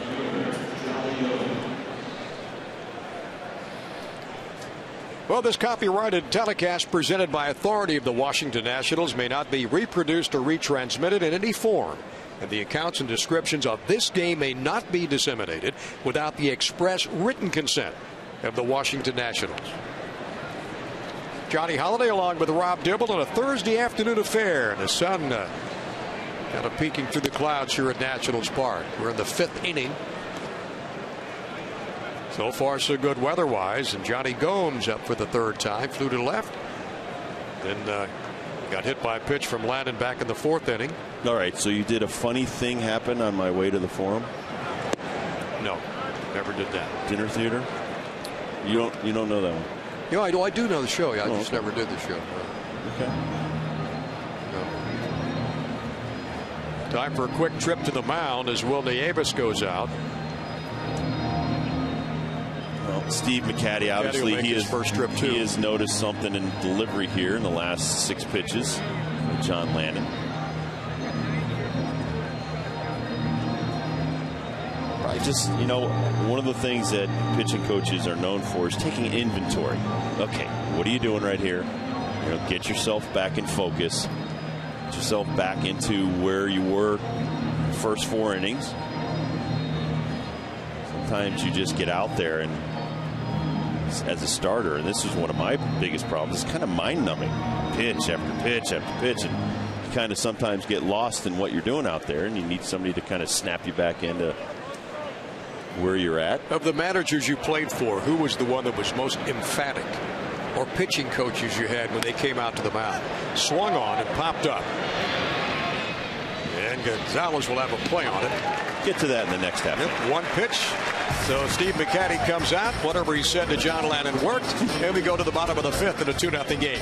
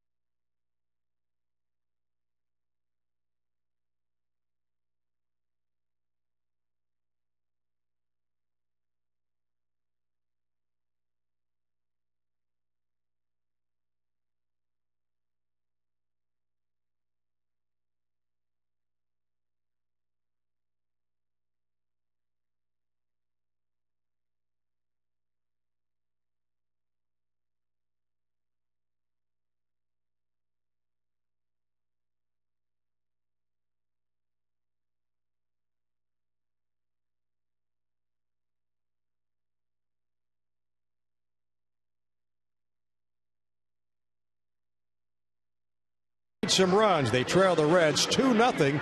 That's kind of silent again today, Rob. Yeah, they have. It must have been a heck of a scouting report over there in the Cincinnati locker room the last 3 days. They've kind of had the Nationals number, but that's going to happen. Peaks and valleys. You're going to have those slumps as far as the entire batting order. And right now, John Landon is battling out there, and you got to try to scratch out a run right here. Maybe just try to manufacture a run, play some small ball, get a speedster like Gonzalez on, move him over to second, and have somebody drive him in. And right now, against Micah Owings, nothing seemed to work so far. It seemed like he's overmatching anybody, but he's making it work. 2 hits in the first 4 innings, Johnny. Let's see if Alberto Gonzalez can get things going here. The bottom of the 5th inning, Nats have only 2 base hits to show for their efforts today, and Landon hanging tough on the mound. Oh, caught him on the left hand, I think, and that's the 2nd hit batter in the last 4 that he's faced. Well, Micah Owings knows he has to come inside. He doesn't have overpowering stuff, and he's going to come way up and in on Alberto Gonzalez. Clips him. Yep. On the left. The yellow, please. Okay. It looked like he hit him on the left wrist or their left hand. Yeah, left hand, yeah. Never like to see that because that's when you break a small bone or you get a fracture of the wrist. Called a nightstick fracture. That's what I got. Kevin Young broke my wrist in Pittsburgh, sliding into home plate. But you were hustling, trying to cover the plate. We won the game. I broke my arm, but see the steel plate right here? See that? I can, yeah. yes. 6-inch plate with 4 screws for my trouble. So you drive him nuts at the airports? No, it's some surgical steel. I only got the best high-grade stuff for my arm, Johnny. Zimmerman swings and misses. 1 ball and a strike to Ryan. He gave me the option. You can let it heal, take maybe 3 months if it heals correctly, or you can be back in 5 weeks. Which option do you think did I take? Probably back in 5 weeks. Back in 5 weeks, it was.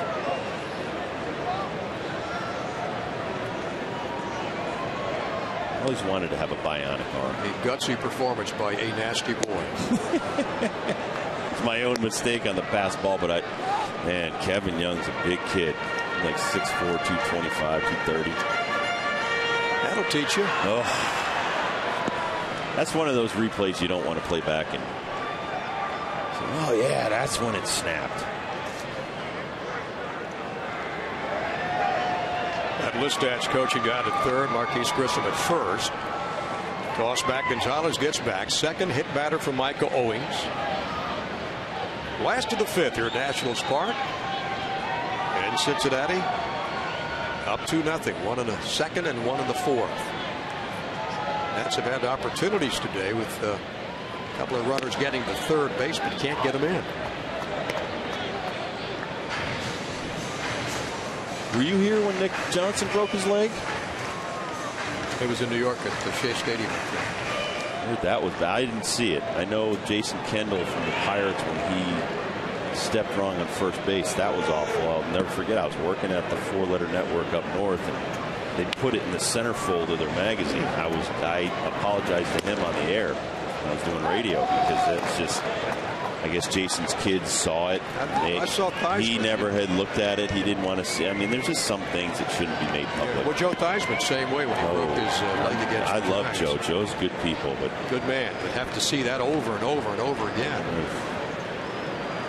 Very tough. Also at the ball game with John Lowenstein, broke his leg. Oh, and Bryce Flory got hit in the face with that line shot. I mean, people don't realize. I mean, it's not supposed to be a full contact sport, but baseball you can have some. Runner going, Zimmerman goes to right, and quickly Gonzalez got a retreat to get back to first base and just barely got there. Got to slide. Well, today's the day we kind of get you up to date, inside and up close and personal with this guy, Adam Dunn. Let's go to more on Adam from Debbie Taylor.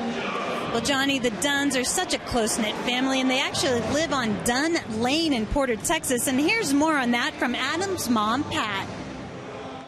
Dunn Lane is in Porter, Texas, and that's where we all live. There's 8 families of us on there. It's all family. We have all our Christmases and Thanksgivings there. There's probably about 80 people. So we have a great time. We're a very family-oriented family. And Rachel told us about Adam's love for history and also the military, and she said that it's really important to him. Both his grandparents served in World War II, Johnny. Thank you, Debbie.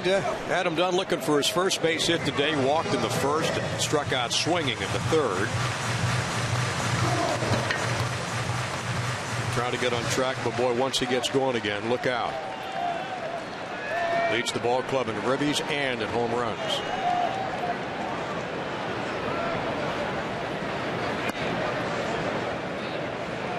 I'll tell you the thing with Michael Owings, he just kind of flicks it in there. The edge of disaster. He reminds me a lot of Kenny Hill. Ken Hill, former pitcher, used to short arm the ball like that. Kind of deceptive. You're used to seeing that big, pendulum swing behind the guy. Pops it up behind second. Long run for Willie Tavares. He's got it. There's 2 down, and Gonzalez retreating back to first. Talking about guys getting hit, accidents. Remember Herb Score, when Herb Score got hit in the face with a line drive? Never was the same after that. Mr. Feller, Bob Feller was on. Memorial Day. With you guys? And he talked about that. He talked about Herb's score. I mean, there's been, Dickie Thon. I played against Dickie, and he was never the same. He never recovered from getting struck in the face by a pitch. And it's just, that's the toughest part about this game. When you see someone that's so talented and, a split second can change your career. I did always have that in the back of my mind when I was at my prime and threw close to 100 miles an hour. And there's still people that will say, oh, you were a headhunter. Whatever. I only hit 12 guys in my career. And never near the neck or head area. Only hit 12. See, you should have looked that up in your little bio thing over there. I'll save you the trouble. 1,979 faced, 12 hit batters. Oh, Mr. Aquarius, I appreciate that. No. But I'm thinking, even as a pitcher, as Elijah Dukes faces Owings, and the count, no balls and 2 strikes.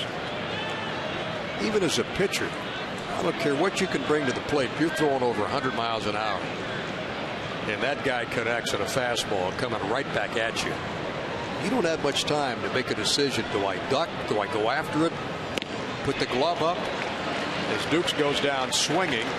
And so for Micah Owings, that strikeout number 4. 2-0 Cincinnati.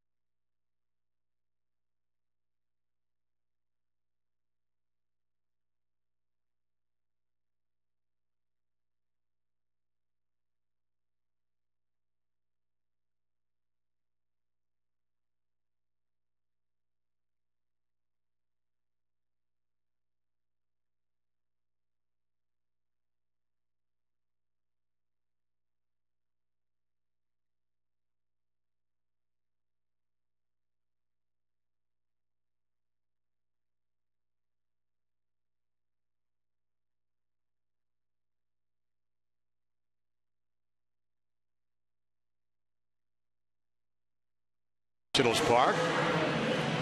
Reds have got 2 runs and 5 hits. The Nationals only 2 base hits. And here he is, your friend and mine. Time for the Aflac trivia question for the day. Aflac! Same to you. Medwick. Who did the Reds acquire for Adam Dunn from Arizona? Well, I know Micah Owings is one of them.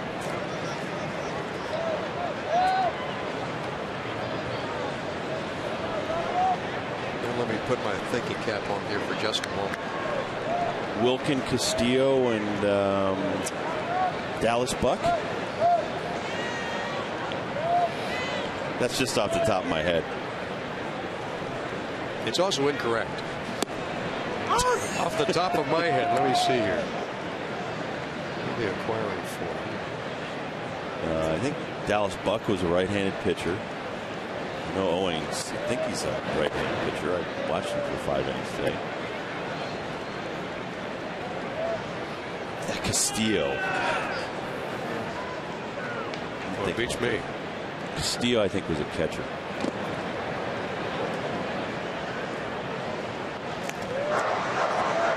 Nope. Don't know this one. Ramon Castillo?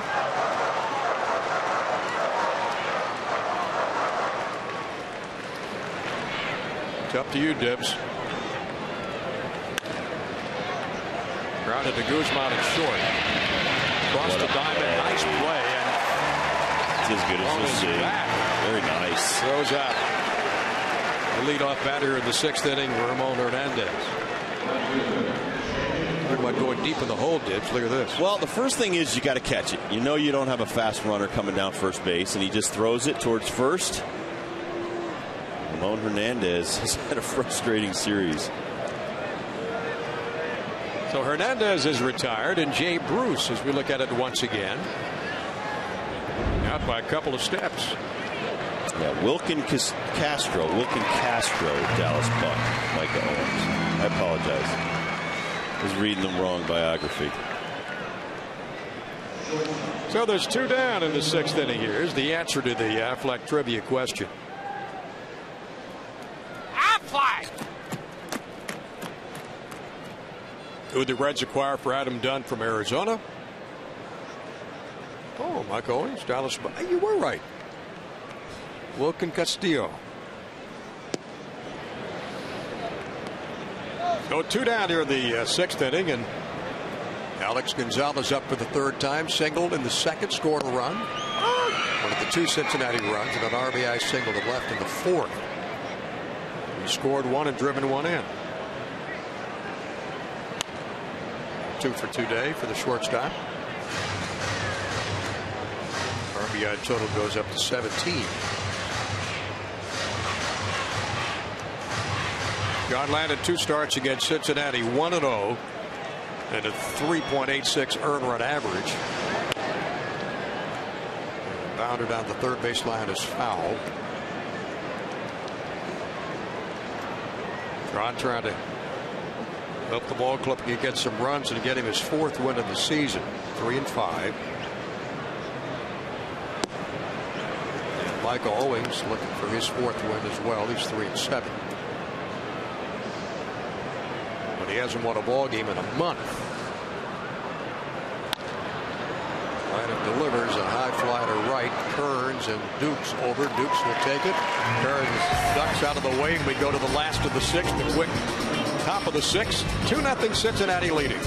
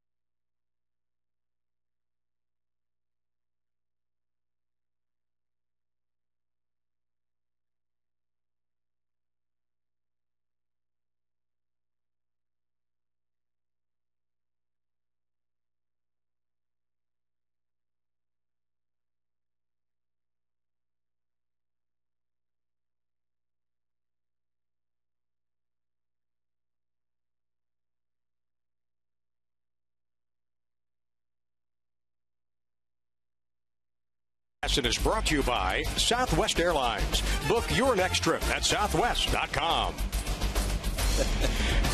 Nationals Park on a beautiful Thursday afternoon, and they're celebrating inside, having a great time, but still, I know these folks, even the though they're Diamond having a couple Club of beverages inside, want to see a couple of runs come up that scoreboard and get this ball club back in this ball game and get a win and head out of town with a little bit of momentum for the weekend series down in Tampa. Josh Willingham single to left his last time up. Good to see Josh back in the lineup and feeling better. That viral stuff can knock you out. Mike Owens delivers, and it's low for a ball. Well, I know you do football and basketball over at Maryland. How long have you been doing that? Since '79, I think? This will be my 31st year coming up. How about you? Not the longest running guy in the ACC. Duke's got a guy who's been there 35 years. North Carolina's got Woody Durham. Yep, been very, very fortunate. working with some great people, great coaches, Gary Williams, Ralph Friedgen, athletic director Debbie Yao. Great family at the University of Maryland. Willingham pops it down the right side. Another base hit for Josh. Nice. I'll take that one. Back-to-back hits. All right. MASNsports.com, where you can email your questions. Does Major League Baseball review umpires like the NFL does? Brent Byler at Alexandria. Absolutely. Absolutely. In fact, they have that evaluation zone camera thing going on in every stadium. So they're evaluating the strike zones. And but they also have, I know, you got Richie Garcia. A lot of other great umpires that are up in New York that are supervisors. In fact, Joe West just became the president of the Umpires Union. Good umpire. Yeah, excellent umpire. 30-plus years in the business. So, yes, they do get reviewed, and they go on the best umpires make it to the postseason. So that's a part of the evaluation system process. It's just like in college basketball. Yeah. The best officials go on to the NCAA. So forth. Little activity out in that Nationals bullpen now. Julian Tavar is getting loose. Jim McKeon, had him on the radio show many times. Some excellent people that work up in Steve Palermo. I'm sorry, Steve. Now Marty Springstead still what is supervisor? High infield pop into foul territory goes Rosales. Now back into fair territory. And there's one away as Kearns pops up to the first baseman. And before Sandy Alderson went back to the San Diego Padres front office, Dusty Baker may make a pitching change right here. He was ahead of the umpires. Now it's Mike Port who's in charge of the umpires. Well, Baker makes a trip out to the mound to talk to Michael Owings. He is working into the 6th inning here against Washington.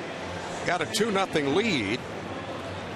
Well, and we told you at the beginning of the game, he's only worked into the 7th inning 4 times so far this year. Actually 7 innings once this year, but more than 6, only 4 times in 11 starts. That's Jared Burton getting loose in that Reds bullpen. Dusty going to stay with Michael Owings. Well, he may give him a hitter or 2 more. Probably said, hey, if this guy gets on, you're done. 101 pitches he's thrown so far. And it's very humid, very muggy today. And Willie Harris grabs a bat. And he's on deck. We've got 1 down. Will Nieves will step in. Josh Willingham with a base hit. He's at first. Austin Kearns has popped out to the first baseman.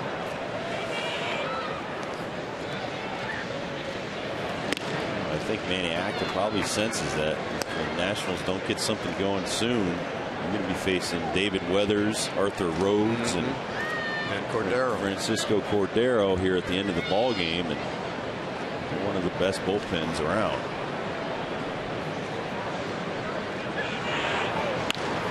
Line drive to left field. Nieves got a base hit.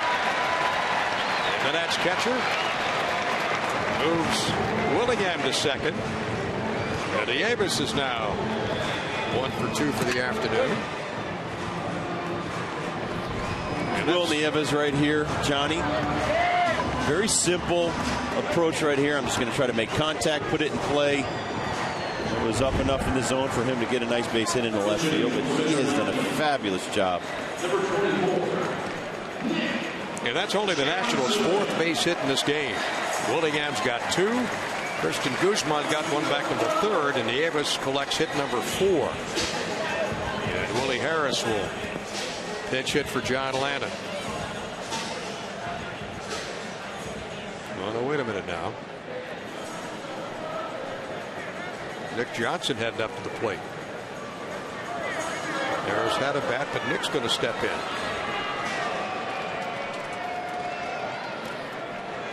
When you talk about a guy that's overdue, I think Johnson is overdue.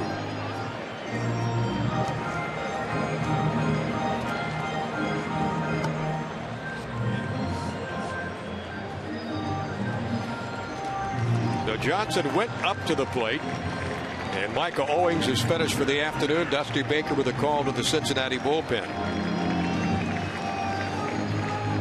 Nationals threatening with runners at first and second. We'll be back in just a moment.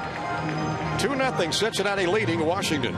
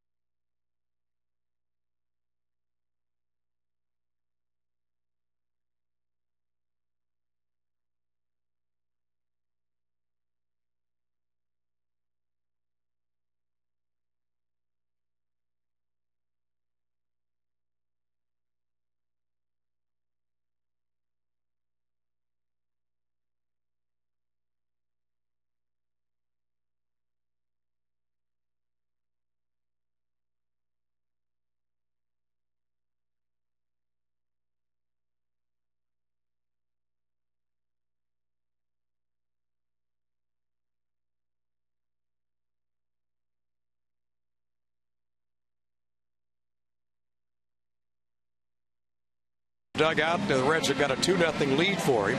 Coming up Saturday, the Tampa Bay Rays host the Nationals. The first pitch scheduled for 6:08 p.m. because of Major League Baseball's national blackout window between 1:10 p.m. and 7:05 p.m. on Saturdays.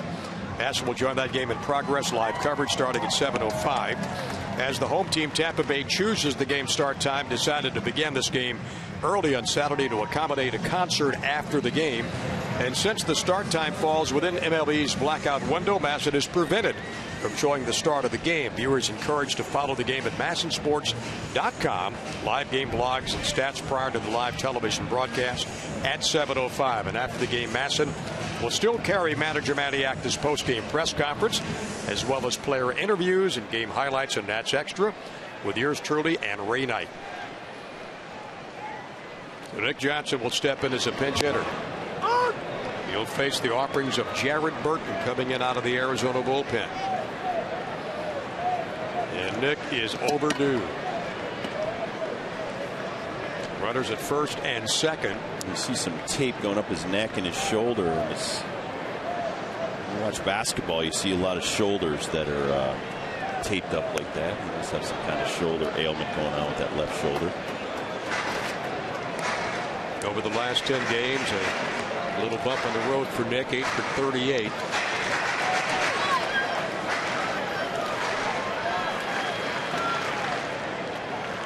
The 0 for 12 slide right now he's in. But still hitting .313 with 5 homers and 30 driven in. And down at second base, he's got his potential 31st pitch inside and low. 1 ball and 2 strikes to Johnson pitch hitting. Activity out in the Nationals bullpen. We saw Tavares loosening up. And as you look at Willingham at second and Nieves over at first. And there once again is the veteran right-hander. Breaking ball down low inside, and it's 2-2. Well, you see they don't want to let Nick get his arms extended and hit it to left field. They're playing him to pull. Runners in scoring position for Cincinnati. 2 for 7. The Nationals 0 for 6. Shot down the right field line, foul by about 5 feet.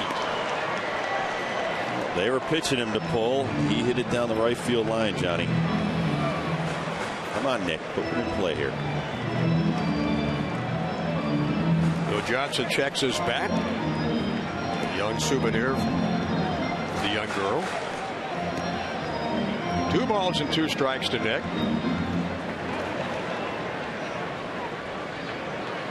And the Reds with a 2-0 lead. We're in the last of the 6th inning. Garrett Burton delivers. Bouncer down, foul off the first base line.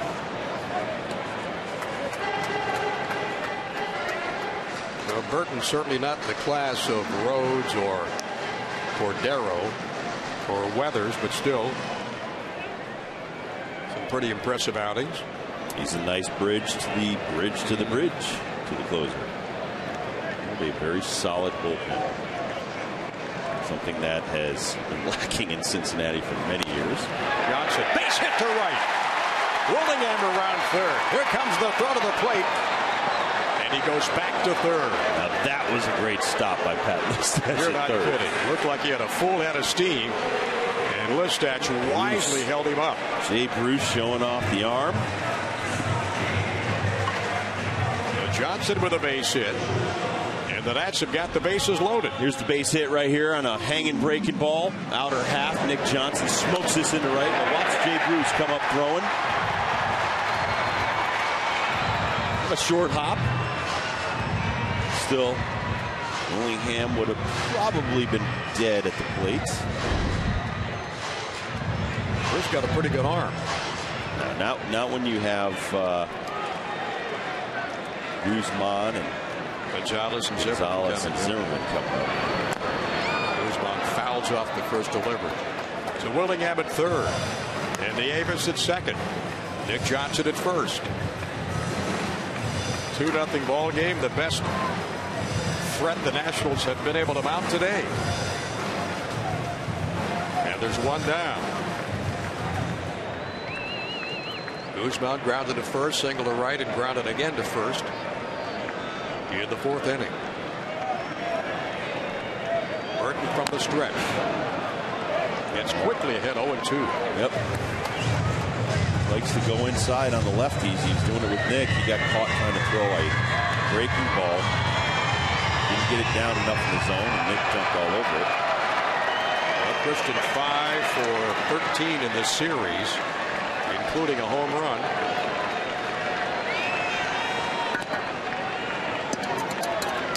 Oh, 2 pitch. Down low for a ball. Willingham at third. Will Nieves down at second. And Nick Johnson over at first. 3 hits in this inning. 1 off of Burton and 2 off of the starter Michael Owens.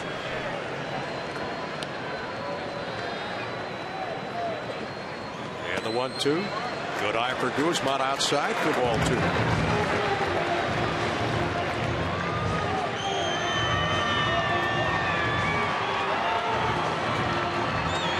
May be the best opportunity for the Nationals to tie this ball game right here. Full advantage. You don't want to get to Rhodes and Weathers and Cordero if you can help it. And Hernandez wants to go out and talk to his pitcher. Well, with a guy on second, you don't want the runner Nieves relating any kind of information to his hitter, whether it be location or the pitch that's coming. Especially since there's a catcher at second, he may be able to decipher the amazingly complex codes between the catcher and pitcher. And the 2-2. Down to the third. The force at third. They give up the run. So Willingham scores. Nieves forced at third, and Guzman got him home, and there's 2 on with 2 out.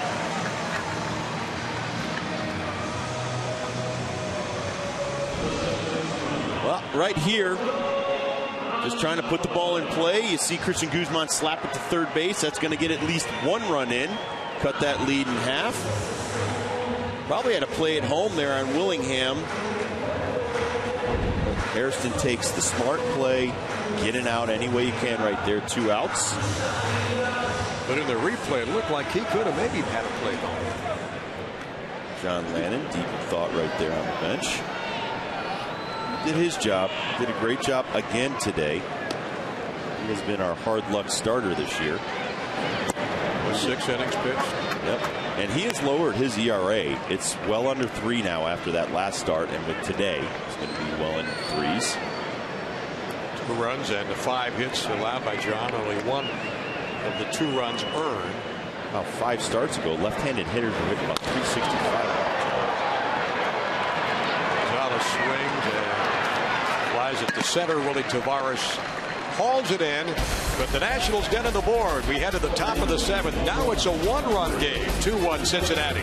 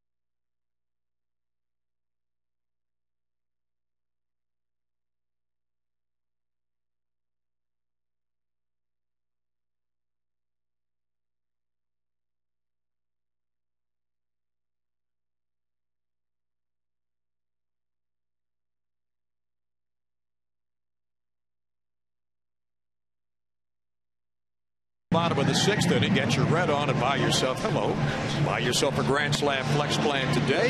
Get 4 games to pick from, get 1 free, 5 different flex plans to choose from, so you can enjoy ultimate flexibility. Pick your plan and pick your games, pick your seats and get a free game. It's just that easy. For more information on the all-new Grand Slam flex plans, call 202-675-NATS or visit nationals.com/Grand Slam. Owings numbers today: 46 balls, 56 strikes through 102 pitches.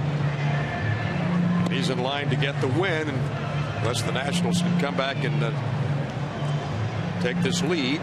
5 1/3 innings, 4 hits, 1 run, 4 walks, and 4 strikeouts as you look at Julian Tavares, who's the second Nationals pitcher this afternoon, following Lannon to the mound. That's 12 starts for Owings, and still only 4 times he's gone 6+ innings. And he's in line to get a win, too.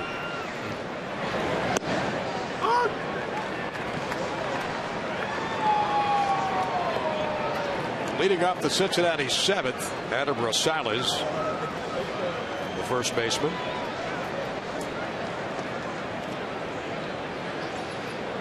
He's a 1 for 2 afternoon, singled and struck out swinging. Yeah, that's a lot of work for 5 1/3 innings. 102 pitches, like you said, 4 walks, 4 Ks. Whew. And Dickerson getting set to pitch hit. And an 0 for 2 with a strikeout for Micah. Going to help him with the silver slugger. No, it's not. No. Tavares delivers outside, a ball and 2 strikes. It's a pretty good pitch. Pretty good pitch. Tavares has been pretty impressive coming out of that pen. Only 1 run allowed in his last 7 appearances.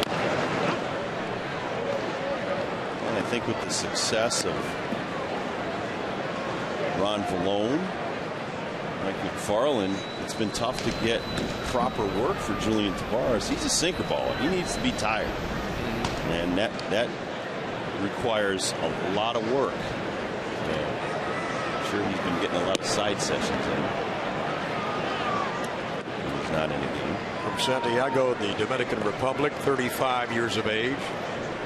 Well, we talk about Dunn being a good clubhouse guy. This is a good clubhouse guy, especially for the relievers. He's very helpful with the younger pitchers. He is the type of guy you want out there. He wants the ball. Rosales with a fly to left, and Willingham right in front of Dukes to make the grab. So there's 1 down in the Red 7th. Well, right here, you hear Elijah's calling him off. That's the center fielder's ball. Josh keeps coming, and thankfully, those two big boys did not hit each other. Because that collision would hurt maybe both of them or one of them. They both look like they could play tight end in the NFL. They do, don't they? We have one of the biggest teams I've ever seen. Definitely don't think that anybody would ever want to fight our team. Chris Dickerson will pinch it again. Hollywood, California.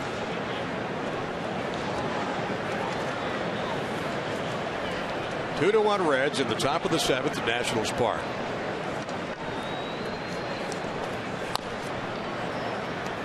And the count 1-1 strike.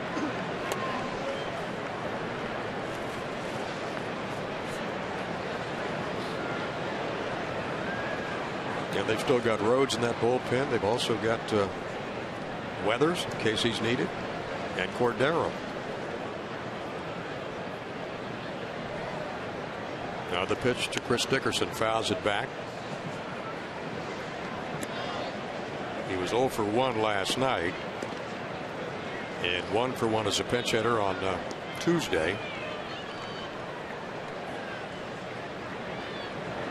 Both teams with 5 base hits, 2 5-0 for Cincinnati and 1 5-1 for the Nationals. Mars delivers, just missed outside. 2 balls and 2 strikes.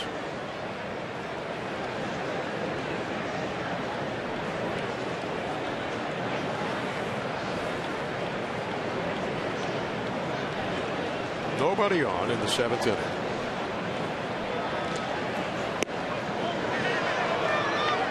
Takes outside for ball 3. Pretty close, Rob. Very close right here on the pitch track. He's going to try to throw a backdoor slider, and that's the tough part about not getting a lot of work. Some of your breaking stuff may not be as sharp as you would like. Count is full. Tavares delivers, and Dickerson pops it down the left field line. Nice running grab for Josh Willingham. Fly out to Willingham, retiring Dickerson. Coming up tomorrow night at 7:30, the Nationals in Tampa against the Rays. Mass 2, as are all the other games on the weekend. Saturday, join in progress at about 7:05 at Mass 2. And Sunday afternoon at 1:30. Then they go to New York against the Yankees on Tuesday and Wednesday. On the big network, Mass in HD, and that's extra starting 30 minutes before the first pitch is thrown. We've got 2 out in the 7th. Dickerson retired. And now back to the top of the Reds lineup and Jerry Hairston.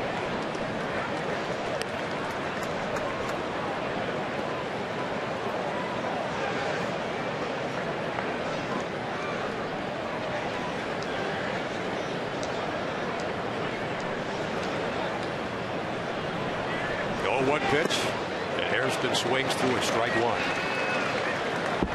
Hairston's 0 for 3 today. Last pitch, Johnny, on the pitch track. 0-1. Really nice breaking ball. Look at that. Down in the zone. Getting dirty. Hairston's kind of tailed off a little bit. The last 9 ball games, getting about $1.75. Driven in only 3 runs.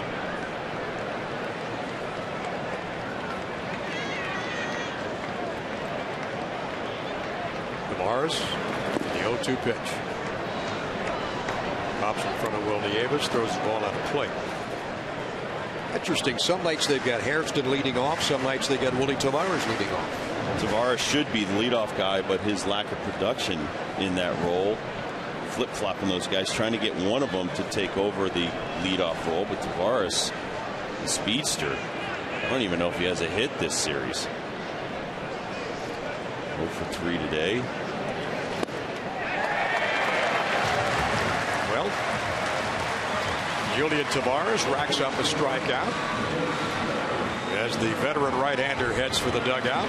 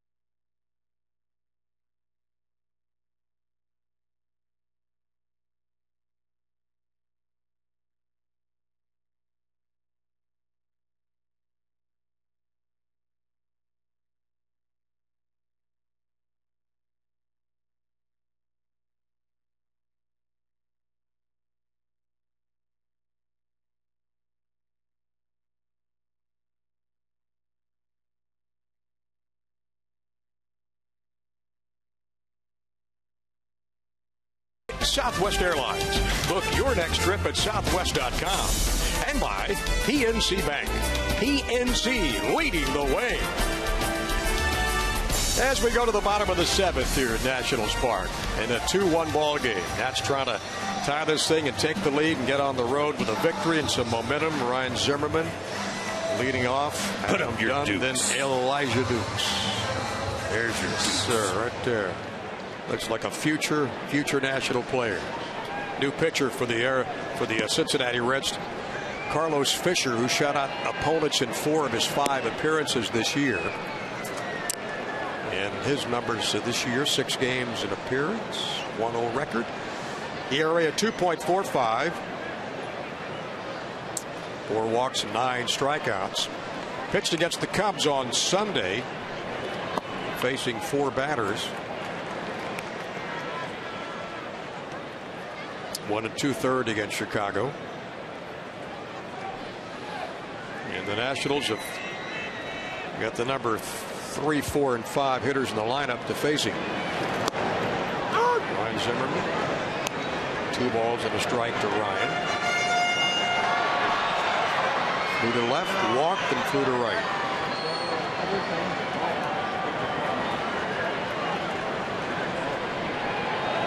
I'll tell you, Rob, there's nothing to apologize for now with this Nationals pitching.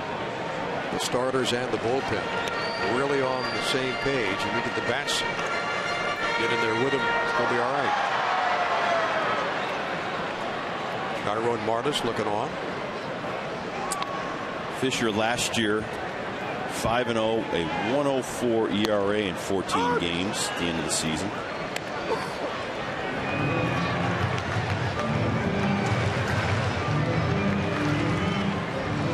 Well, our pitching staff has really turned the corner.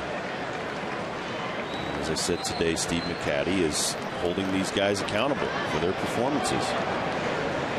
Go out there and you have to execute. Zimmerman draws another walk. Well, today we're kind of giving you up close and personal. Our good friends at Home Depot with Adam Dunn, and Adam's mom has some thoughts about her son. You never knew what to expect with Adam. When he was 18 months old, he hid in the fireplace from me.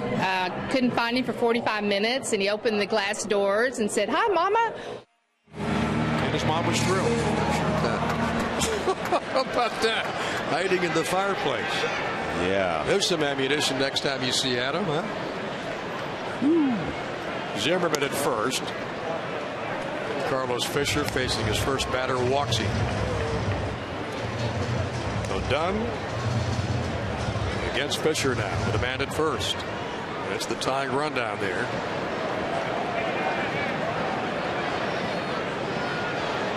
Pretty good numbers in the 7th inning or later for Dunn.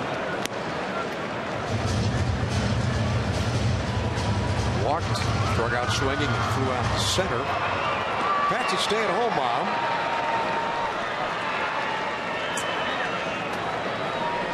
I know how nice it is for Adam to have his mom and dad watching this ball game today in person.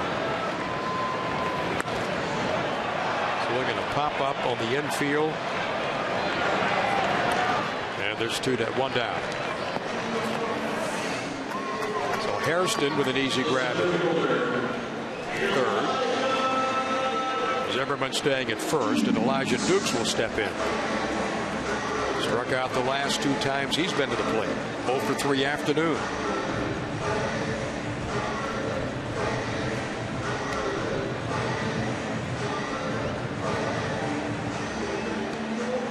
Dukes hit that home run on Tuesday night, along with Guzman. But now the idea just to get a base hit, just get some guys on base. First pitch swinging, a high fly to right. But Bruce will handle this with ease, and there's 2 down.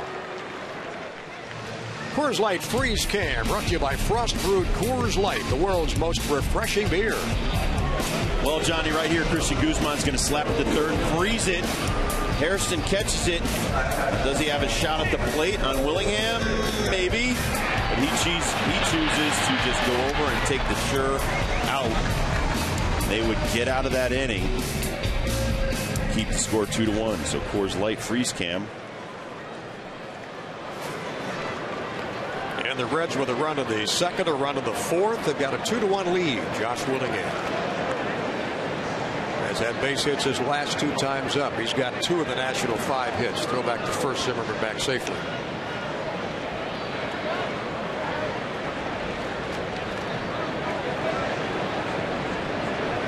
Austin Kearns waiting on deck. Zimmerman not a big lead off first base. And Carlos Fisher delivers high and outside.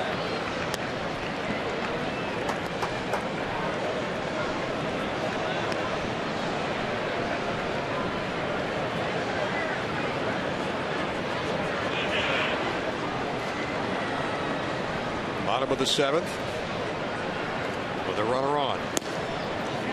Check swing outside for ball 2. Reds have done a solid job of changing speeds on our hitters, giving them a lot of hard stuff to swing at. And, that's the key. When you can add and subtract on your pitches, keep the other team thinking. Back on their heels. They've thrown a lot of inside pitches to set up those breaking balls. And look at the number 3, 4, and 5 hitters for the Nationals today. They have worked 2 walks out of those 3, 4, and 5. Zimmerman, Dunn, and Dukes. But nobody else has got a base hit. Well, and they pitched around Zimmerman, a couple of walks. And given Dunn nothing to hit. Right. And so Zimmerman had a couple of line shots to left field, a couple of walks, and then Dunn a walk.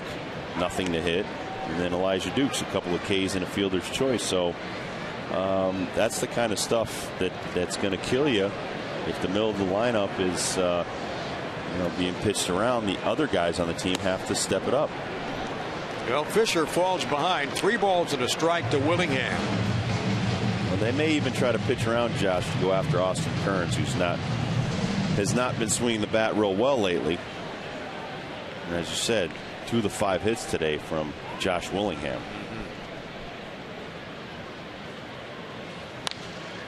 And he fouls it off down the right side and stands out of play.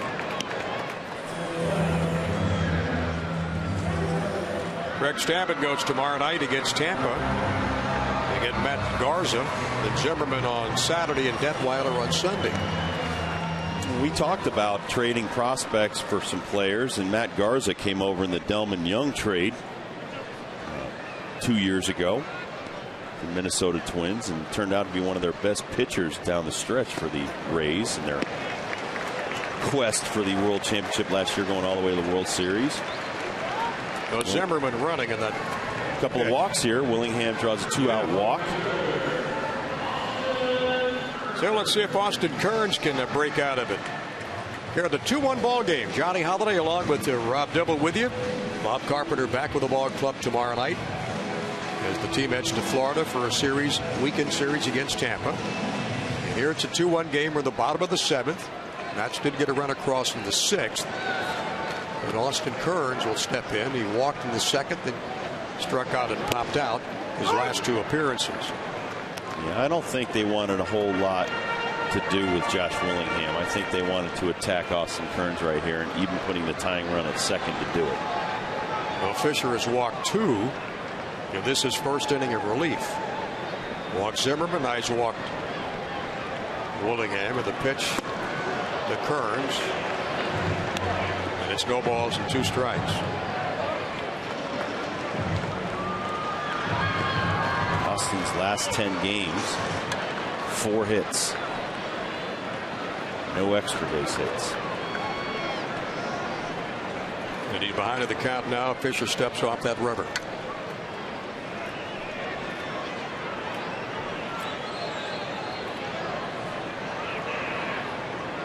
Zimmerman, the tying run at 2nd. And the 0-2. Foul out of play down the right field line. Once again, they're going fast, slow, fast, slow. 95-mile-an-hour fastballs from Fisher.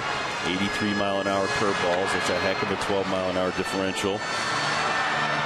You're looking for 95. You know you got to get the bat head out there early and get your hands going through that zone as quick as possible. And they'll drop some slow stuff in the dirt on you. Yeah, there's no activity in that Cincinnati bullpen. Here's the pitch to Kearns, just outside and low, and it's 1 ball and 2 strikes.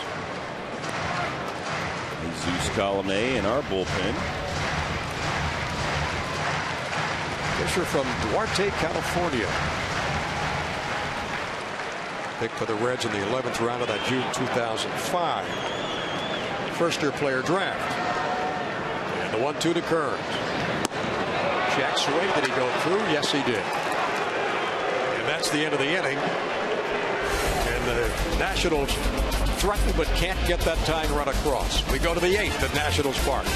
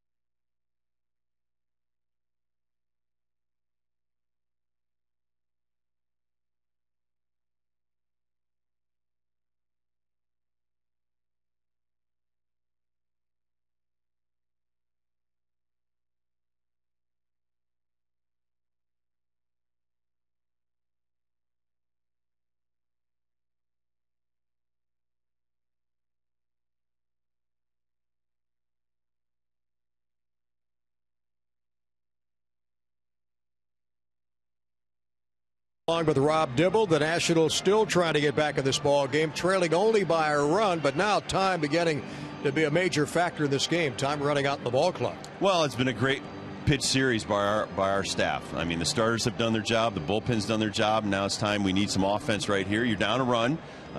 Jesus Colome is going to come into the ball game right here and try to get 3 outs, get you back in there on offense, and somebody's got to get these guys pumped up. So somebody's got to get something, try to manufacture a run. No, it's still Julian Tavares out there on the hill. But the bottom line is you're not going to win if you can't come back and score some runs. And hopefully Julian Tavares, Johnny, can hold them right there. That's his job. Get 3 outs. Don't allow a run. And you'll start off with Willie Tavares to lead off the 8th inning. And delivers to Tavares a strike.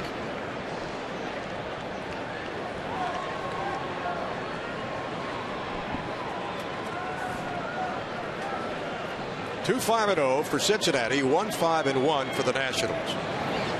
And once again, I mean, you know, Steve McCaddy and what Rick Eckstein and we were talking about before the game. Control what you can control.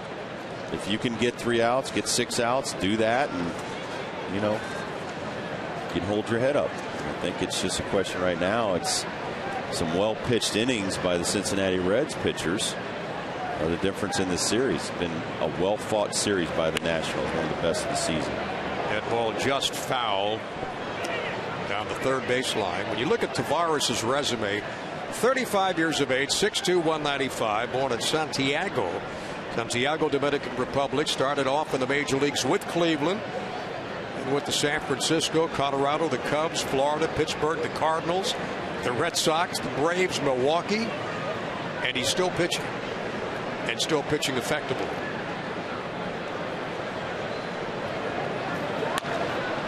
Grounded to second.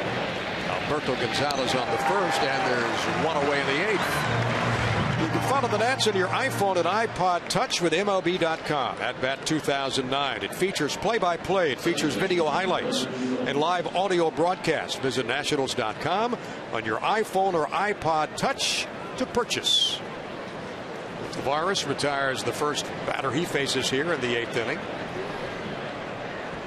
A lot of National fans hanging around to see if this ball club can pull this baby out with tying it up with a run and take the lead and snap this 3-game losing streak. Brandon Phillips against the offerings of Tavares takes a strike. Think about Tavares over 17 years. He had some time in the minor leagues. You have to keep yourself in great physical condition. Your arm is one thing, but you need strong legs, strong trunk, a lot of ab work. Well, Tavares among major league active pitchers when he came in the season this year, 4th among holes, career holes, 150. Arthur Rhodes of the Reds has got 193. 1991, 150 for Tavares in 1993 when he made his major league debut. Been around a couple of years. Just a few. Just a few. And I'm thinking when they're sitting out there in that bullpen, these young guys, and I'm back in that clubhouse, they're listening to what Tavares says, what Ron Valone says, Joe Bible. So, yep. Julian grew up as a shortstop, wanted to be like Tony Fernandez. Arthur Rhodes right there. And Phillips walks away. 2 balls and 2 strikes. Right here, great breaking ball that kind of backs up. Doesn't get any better than that when you're pitching, and you try to break it down in the outer half, and it comes back up and in on a guy, and you see Phillips jam himself. Can I do that again? Bouncing ball to Zimmerman. Got to hurry on the run. Lost the first. Got it. And Phillips can fly too. Nice play by Zimmerman, and there's 2 down. This is an outstanding play right here by Ryan Zimmerman. Airmailed the ball earlier in the ball game. He puts that behind him right there. He knows I've got a very fast Brandon Phillips coming down the line. Actually on the inside right here, and he hits Adam Dunn as he goes by. Watch him right here. Boom. That could have been a nasty collision. So Johnny Gomes for the Reds will step in. That's the thing, though. You have to get rid of the ball quickly as an infielder sometimes, and knowing who is at the plate is part of situational baseball. That's just fundamental stuff. So Gomes takes a ball. 1-0 with 2 outs. Say you got some slow runner up there, maybe it's Johnny Gomes, and your second baseman. It's a hard shot, right? And it hits you in the chest. You knock it down. There's no need to rush. Pick it back up, make a strong throw, take the out. Called time in the middle of that.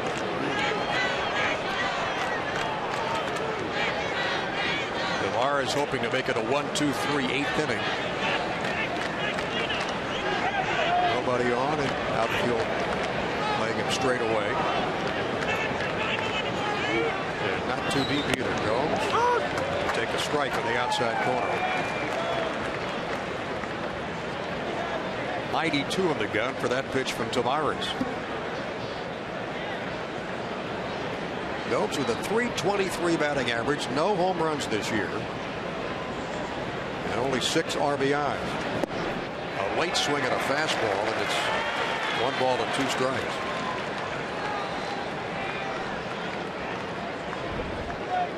See him trying to get pitch recognition. Gets it a little bit late. Well placed breaking ball by Julian.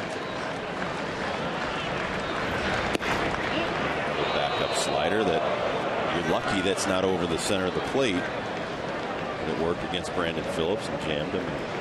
Johnny Gomes recognized the pitch early and didn't swing. Now the count is even at 2-2. Nobody on. And 2 outs.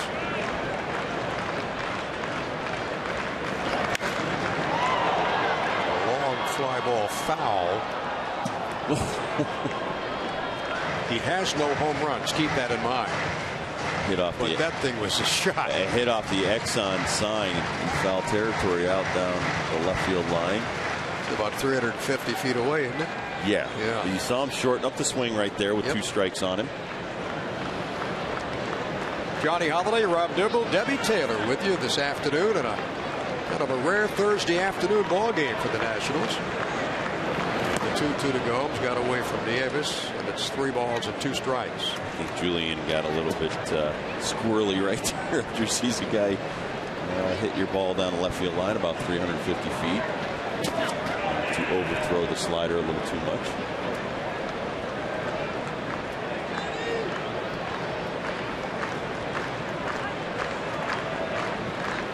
Two-one ball game in the top of the 8th. Bouncing ball foul down the third baseline.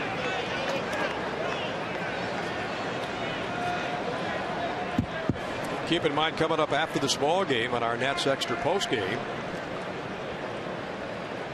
it'll be Byron Kerr and Ray Knight talking about Lannon's attacking the Cincinnati lineup today. Maniac, this press conference as always, you'll see. And they'll look ahead to the ball game tomorrow night in Tampa. And Gomes draws a base on balls.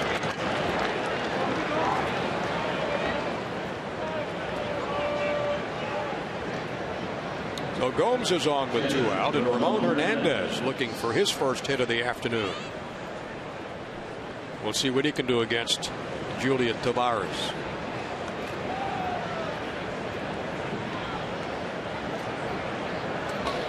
It's amazing, Rob, in all the years that Julian's been pitching, going back to the major league debut of 1993 with Cleveland, he's only been touched. Let's see, home runs. No home runs last year. None with the Red Sox when he pitched for them. And most of the years have been under 10 allowed or given up. That's a guy that's hard to hit. He'd be in the big league 17 years. And good control pitcher, too.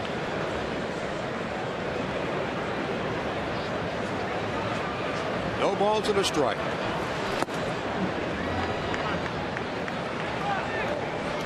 And it's 1-1. Jay Bruce waiting on deck, then Alex Gonzalez.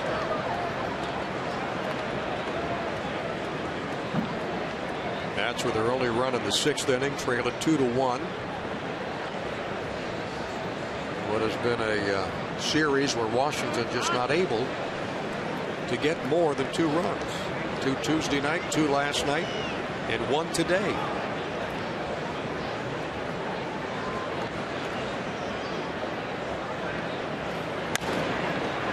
Pop up behind first base, a long run occurs, and it hits the warning track and bounces up in the stands. Well, between Cordero, Rhodes, and Weathers, they have appeared in 2,230 games. That's the kind of experience the Reds have for the final 3 innings of most ball games. You can see a relaxed Cincinnati bullpen. They won't be relaxed if that phone rings. People jump to action, heart racing. And the 1-2 runner going. Strike 3 call. Hernandez takes the 3rd strike with a bat in the shoulder. As we go to the bottom of the 8th, take a look again. 2-1 Reds lead.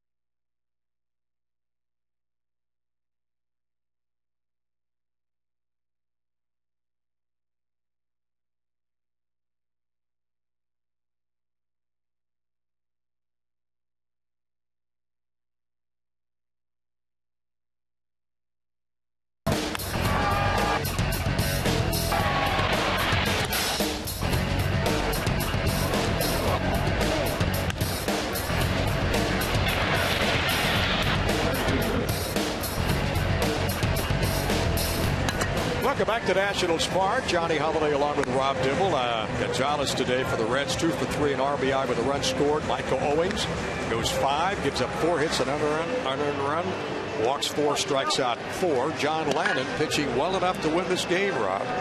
6 innings, 5 hits, an earned run, 1 earned run, 2 walks, and 2 strikeouts, and kept the ball club close. And Willie Harris will lead off as a pinch hitter to start the 8th. And Alex Gonzalez is the thorn in the National side today with a 2 for 3 day. Many years in the big leagues. 10 coming into this year. Marlins, Red Sox, and a couple with the Reds now. Willie Harris will hit for Willie Avis. Josh Bard is on deck. He'll come up. Will hit for Tavares. 2-1 Cincinnati. They've led all the way in this ball game. Nats have scored 5 runs over the last 4 ball games since they blew out the Mets over the weekend, 7-1. They got shut out. And so far, only 5 runs against the Reds in this series.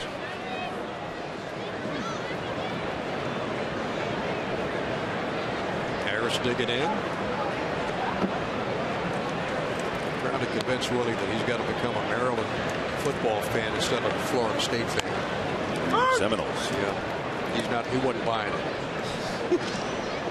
Although he did say, "Well, when you come down to Florida State, can you get me tickets?" Oh, sure. Might possibly be able to do that. Just tell him you're not taking it. Let me give you a number. We're going into Yankee Stadium end of the week. Hey, could you get me tickets?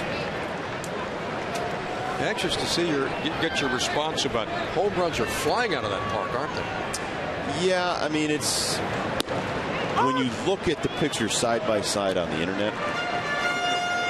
The old Yankee Stadium, big stadium. The new one is almost twice as big on the interior. So it's the same size field inside, but the air, there's a lot more air in there. And balls are just jumping out of there. Willie Harris, speaking of air, gets a shot to right field for a base hit leading off the 8th. You build a $1.5 billion, what they say, a 5-star hotel with a baseball field in the middle of it. Get what you pay for. They wanted a place to showcase baseball. Great job by Willie Harris. And I got to tell you, I watched him in the batting cage today, and he had a portion of his batting practice where he was working on man on second, no outs, trying to move him over to third, and he did nothing but spray the ball all over the field. I've said it before, I'll say it again. It's not like they're not working, and they're not trying and hustling and battling like heck to win these ball games. Josh Bard they've called back, and Hernandez will step back as Dusty Baker comes out. He's going to go to the bullpen right now. He got Arthur Rhodes up in a hurry. Yep. Heating up in a hurry. The Nats have got the tying run at first. We'll be back in just a moment.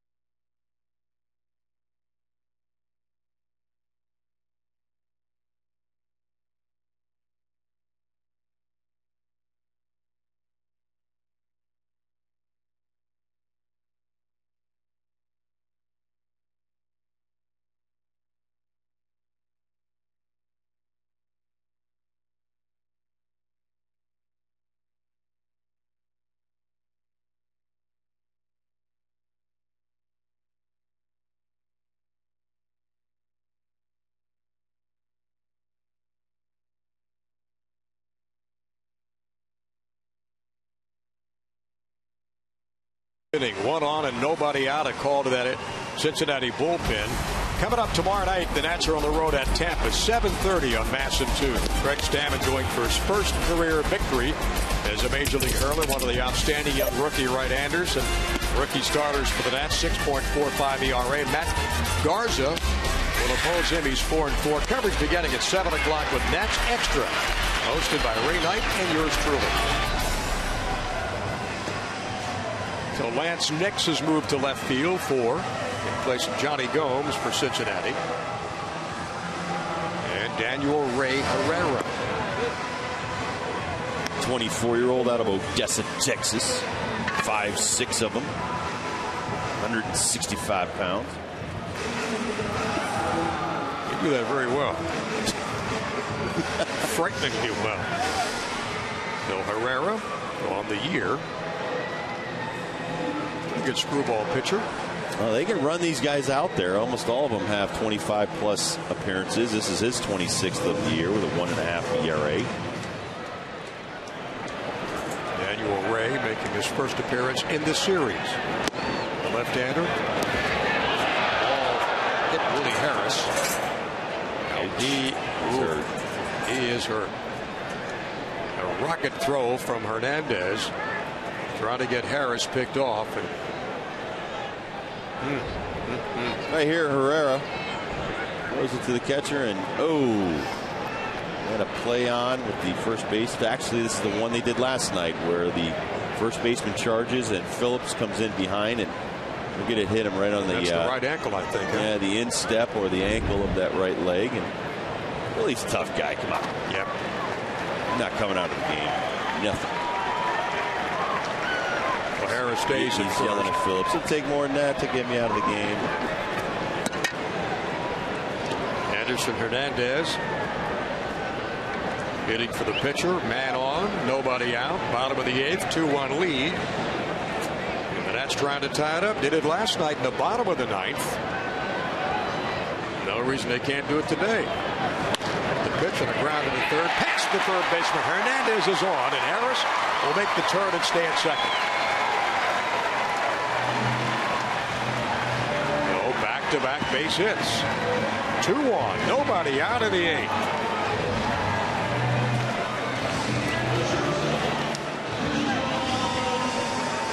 Another golden opportunity, Rob, coming up right now. Anderson Hernandez. He had gone 0 for 16 his last 4 games. Until that base hit. Dusty Baker choosing to go with the other side of his bullpen today with Fisher, Herrera. He's got Nick Massett up in the Reds bullpen right now, trying, I think, rest his players as he goes to Kansas City after this. Now it's back to the Nationals, top of the lineup. Christian Guzman, he's 1 for 3 for the afternoon. And he takes a strike from Daniel Ray Herrera.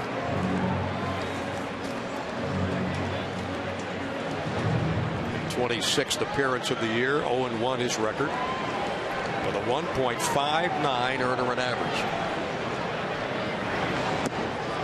And Guzman squares up the bunt, takes the pitch inside. I love what Steve McCatty said about that too. He said, hey, if you come in with runners on base, let those runs score, but then you come out the next inning and don't give up your own runs, you're not really doing the job properly. You know, he's big like I am on inherited runners and keeping those inherited runners from crossing the plate. I'd love to see one get pushed across at least right here. Maybe 2. Harris. All right. Harris at 2nd. Hernandez at 1st. Guzman lays down the bunt. The throw to 3rd is in time, and he got him. Wow. It looked like he might have been up the bag quickly. Well, Harris forced at 3rd. This is a bang-bang play at 3rd right here. Guzman lays down the bunt.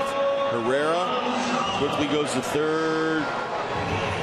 Yes, he did get him. He did barely.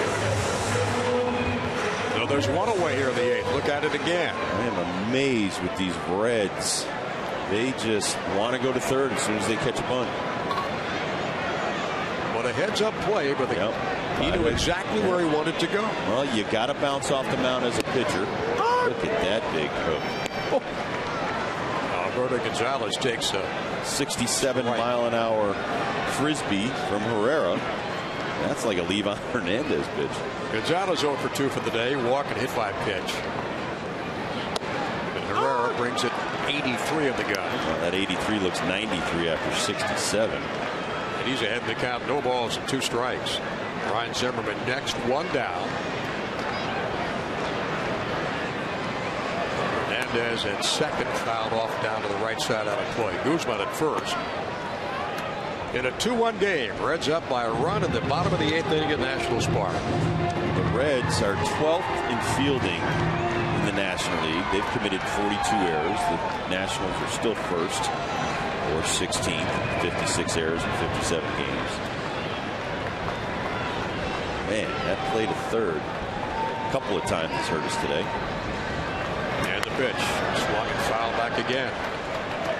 Roberto Gonzalez staying alive. Well, now you got 2 shots to get in. Hernandez from second base. Need a base hit from Alberto or Ryan Zimmerman.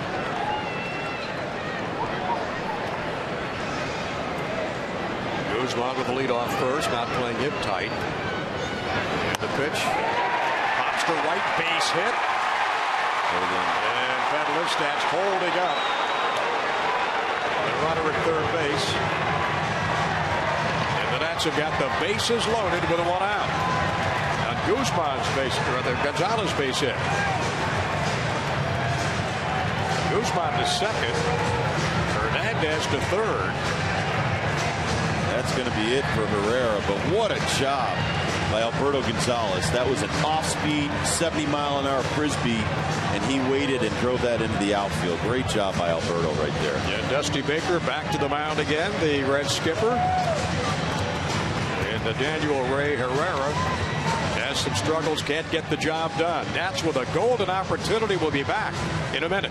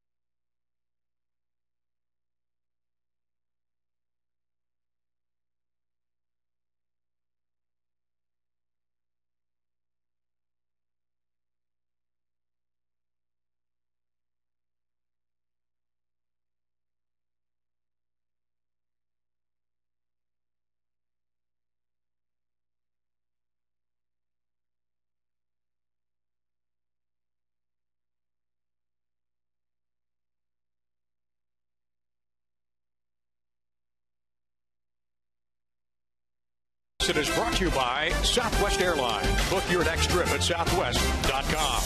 And by Aflac. We've got you under our wing.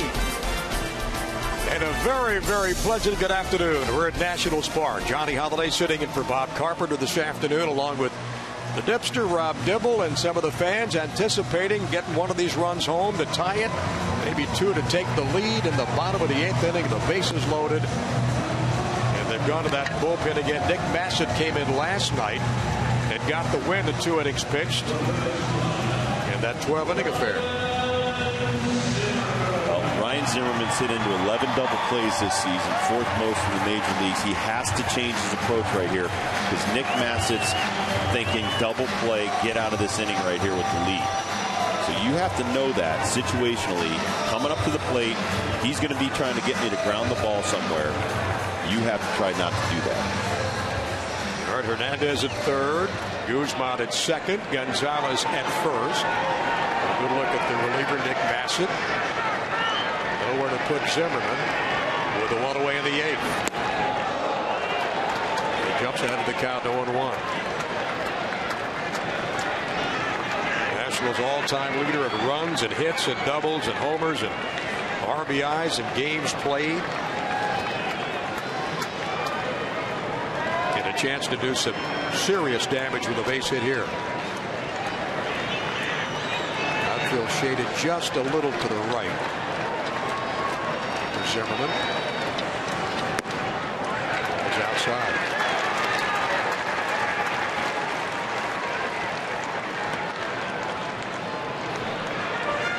Nick Bassett hasn't given up a run since April 24th. Only given up one hit his last 3 games he's appeared in. Let's make it 2-2. Ooh, almost threw it by his catcher. 2 balls and a strike. Well, you got the guy you want to have up there, don't you, Rob? With Adam Dunn on the deck and then Dukes.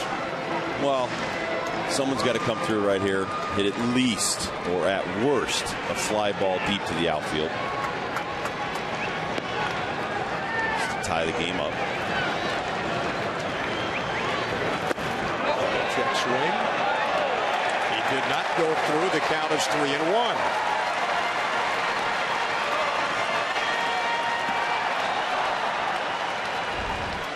It's the side angle here on the fastball.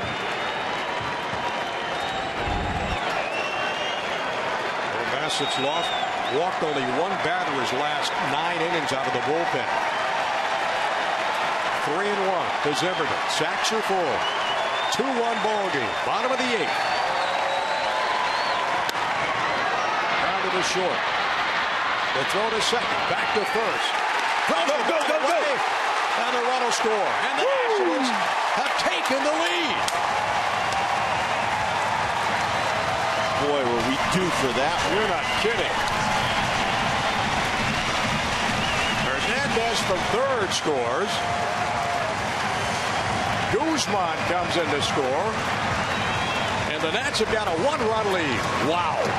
This is a slow roller right here that they try to turn an unbelievable double play if it had worked.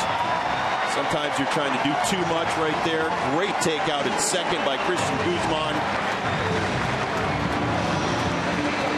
That was just wonderfully done. Actually, Christian scored. The Guzman scores. Hernandez scores. And that was Gonzalez in second. Scores, once again. Get it done. These young guys. Wonderful base hit on an off-speed pitch by Herrera.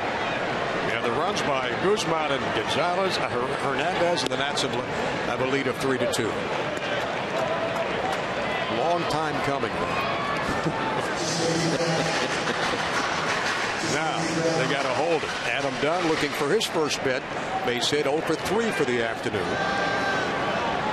Nationals have 8 hits in this ballgame and only 3 runs to show for it. Watch the.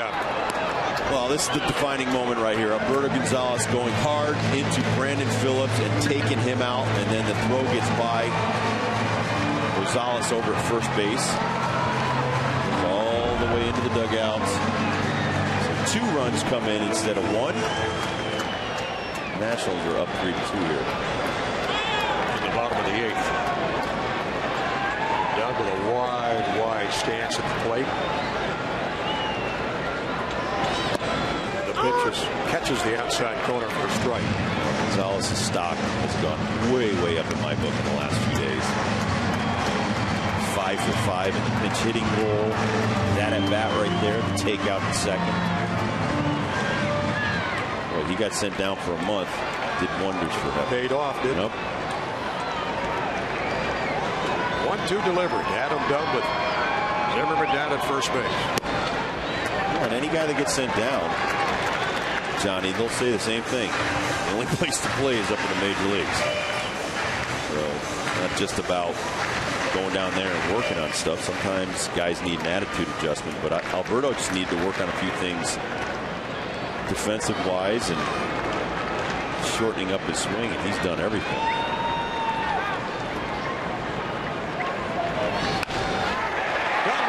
Drive to left field, keeps it alive. Beats the shift. Yep. On his day, as we've been covering the bases today with Adam, Cal Ripken Senior Collegiate All-Stars, hosting the Valley League All-Stars in the Mid-Atlantic Classic July 15th at Regency Furniture Stadium in Waldorf. Come out and see it catch with the stars of tomorrow, like Nats prospects Marcus Jones and Dee Brown, launch their careers, and see all the action live on Mass at HD. Game time at 7:05, but come out early for the Home Run Derby starting at 5:30, admission free, but your donations will be greatly appreciated. Log on to www.ripkenseniorcollegebaseball.org. That's www.ripkenseniorcollegebaseball.org, or call 410-588-9900 for more information. Nationals with a 3-2 lead in the last of the 8th.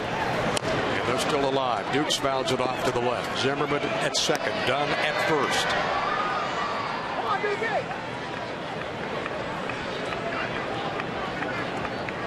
Fisher goes 1 inning, gives up 1 hit. Nick Massett now on the mound for the. Well, you just see how important it is, too, to go 6 or 7 strong innings. For Owings, he can't get it done again. And 3 runs here between the 6th and 8th inning. Dusty Baker can't keep running out, Cordero and Weathers and Rhodes every night. Here's the pitch by Massett. Nice late break on the outer half to Elijah. Oh, it's nice not to have to see Weathers or Cordero or Rhodes in this game. Well, I'm sure Dusty was saying to him, so I got to rest these guys occasionally. I can't run them out there every night. That formula for no more complete games at the major league levels going to take its toll eventually on bullpens. On the road this year, the Reds started the season 13-5, but since then they are 4-8. They are 2-0 on this road trip.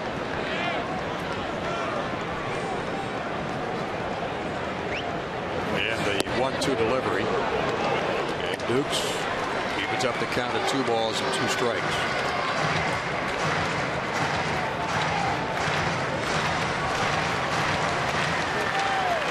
With 2 outs and 2 on and 2 in the bottom of the 8th. Bassett delivers and he strikes out Elijah Dukes, pounds the bat in frustration. So we go to the top of the 9th, and the Nationals have come back to take a 3-2 lead over Cincinnati.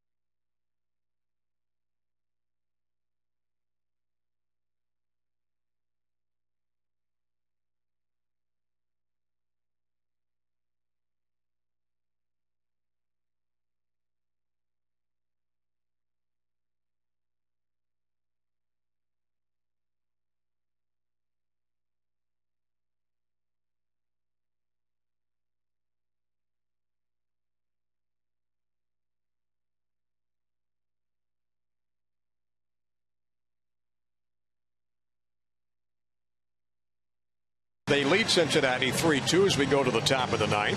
If you happen to be looking for the best value in Northern Virginia as part of Uncle Sam's stimulus package, the Potomac Nationals invite you to join the party as Dollar Monday is back at Pittsburgh Stadium for the 2009 season.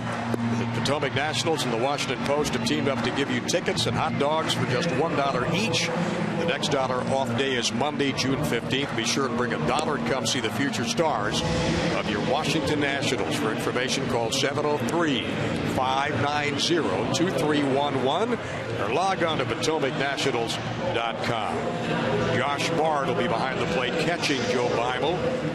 Ronnie Balliard goes to first base. As Matty Acta making some moves here in the top of the ninth. And the Nats in an enviable position to get this win, get out of here with some momentum going down to Florida. 3-2 they lead.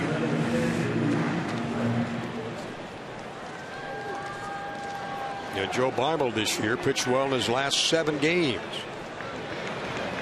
He'll face Jay Bruce to lead off the ninth. And a breaking ball in for a strike.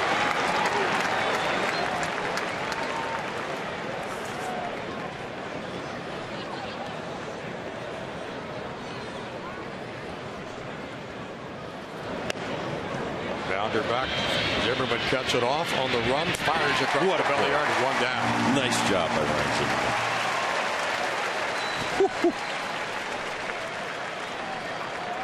Just makes him and makes him and makes him, doesn't he, Rob? Well, what did I say after he airmailed that ball earlier in the game? That a run came in on. He has been stellar ever since.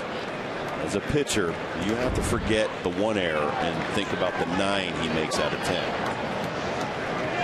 He has made just some amazing plays right there on Bruce. Another one on Phillips. Yeah, that's the first out here in the ninth. Beimel to face Alex Gonzalez. Breaking ball. He's inside for a ball. And give him a lot of credit on Zimmerman's hustle down the first baseline. Even though Gonzalez took out Phillips, if he wasn't hustling, they still maybe turn that double play.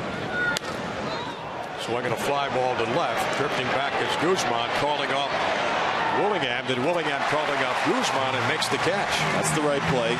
That's the right play. Christian's got to keep coming until he's called off by Willingham.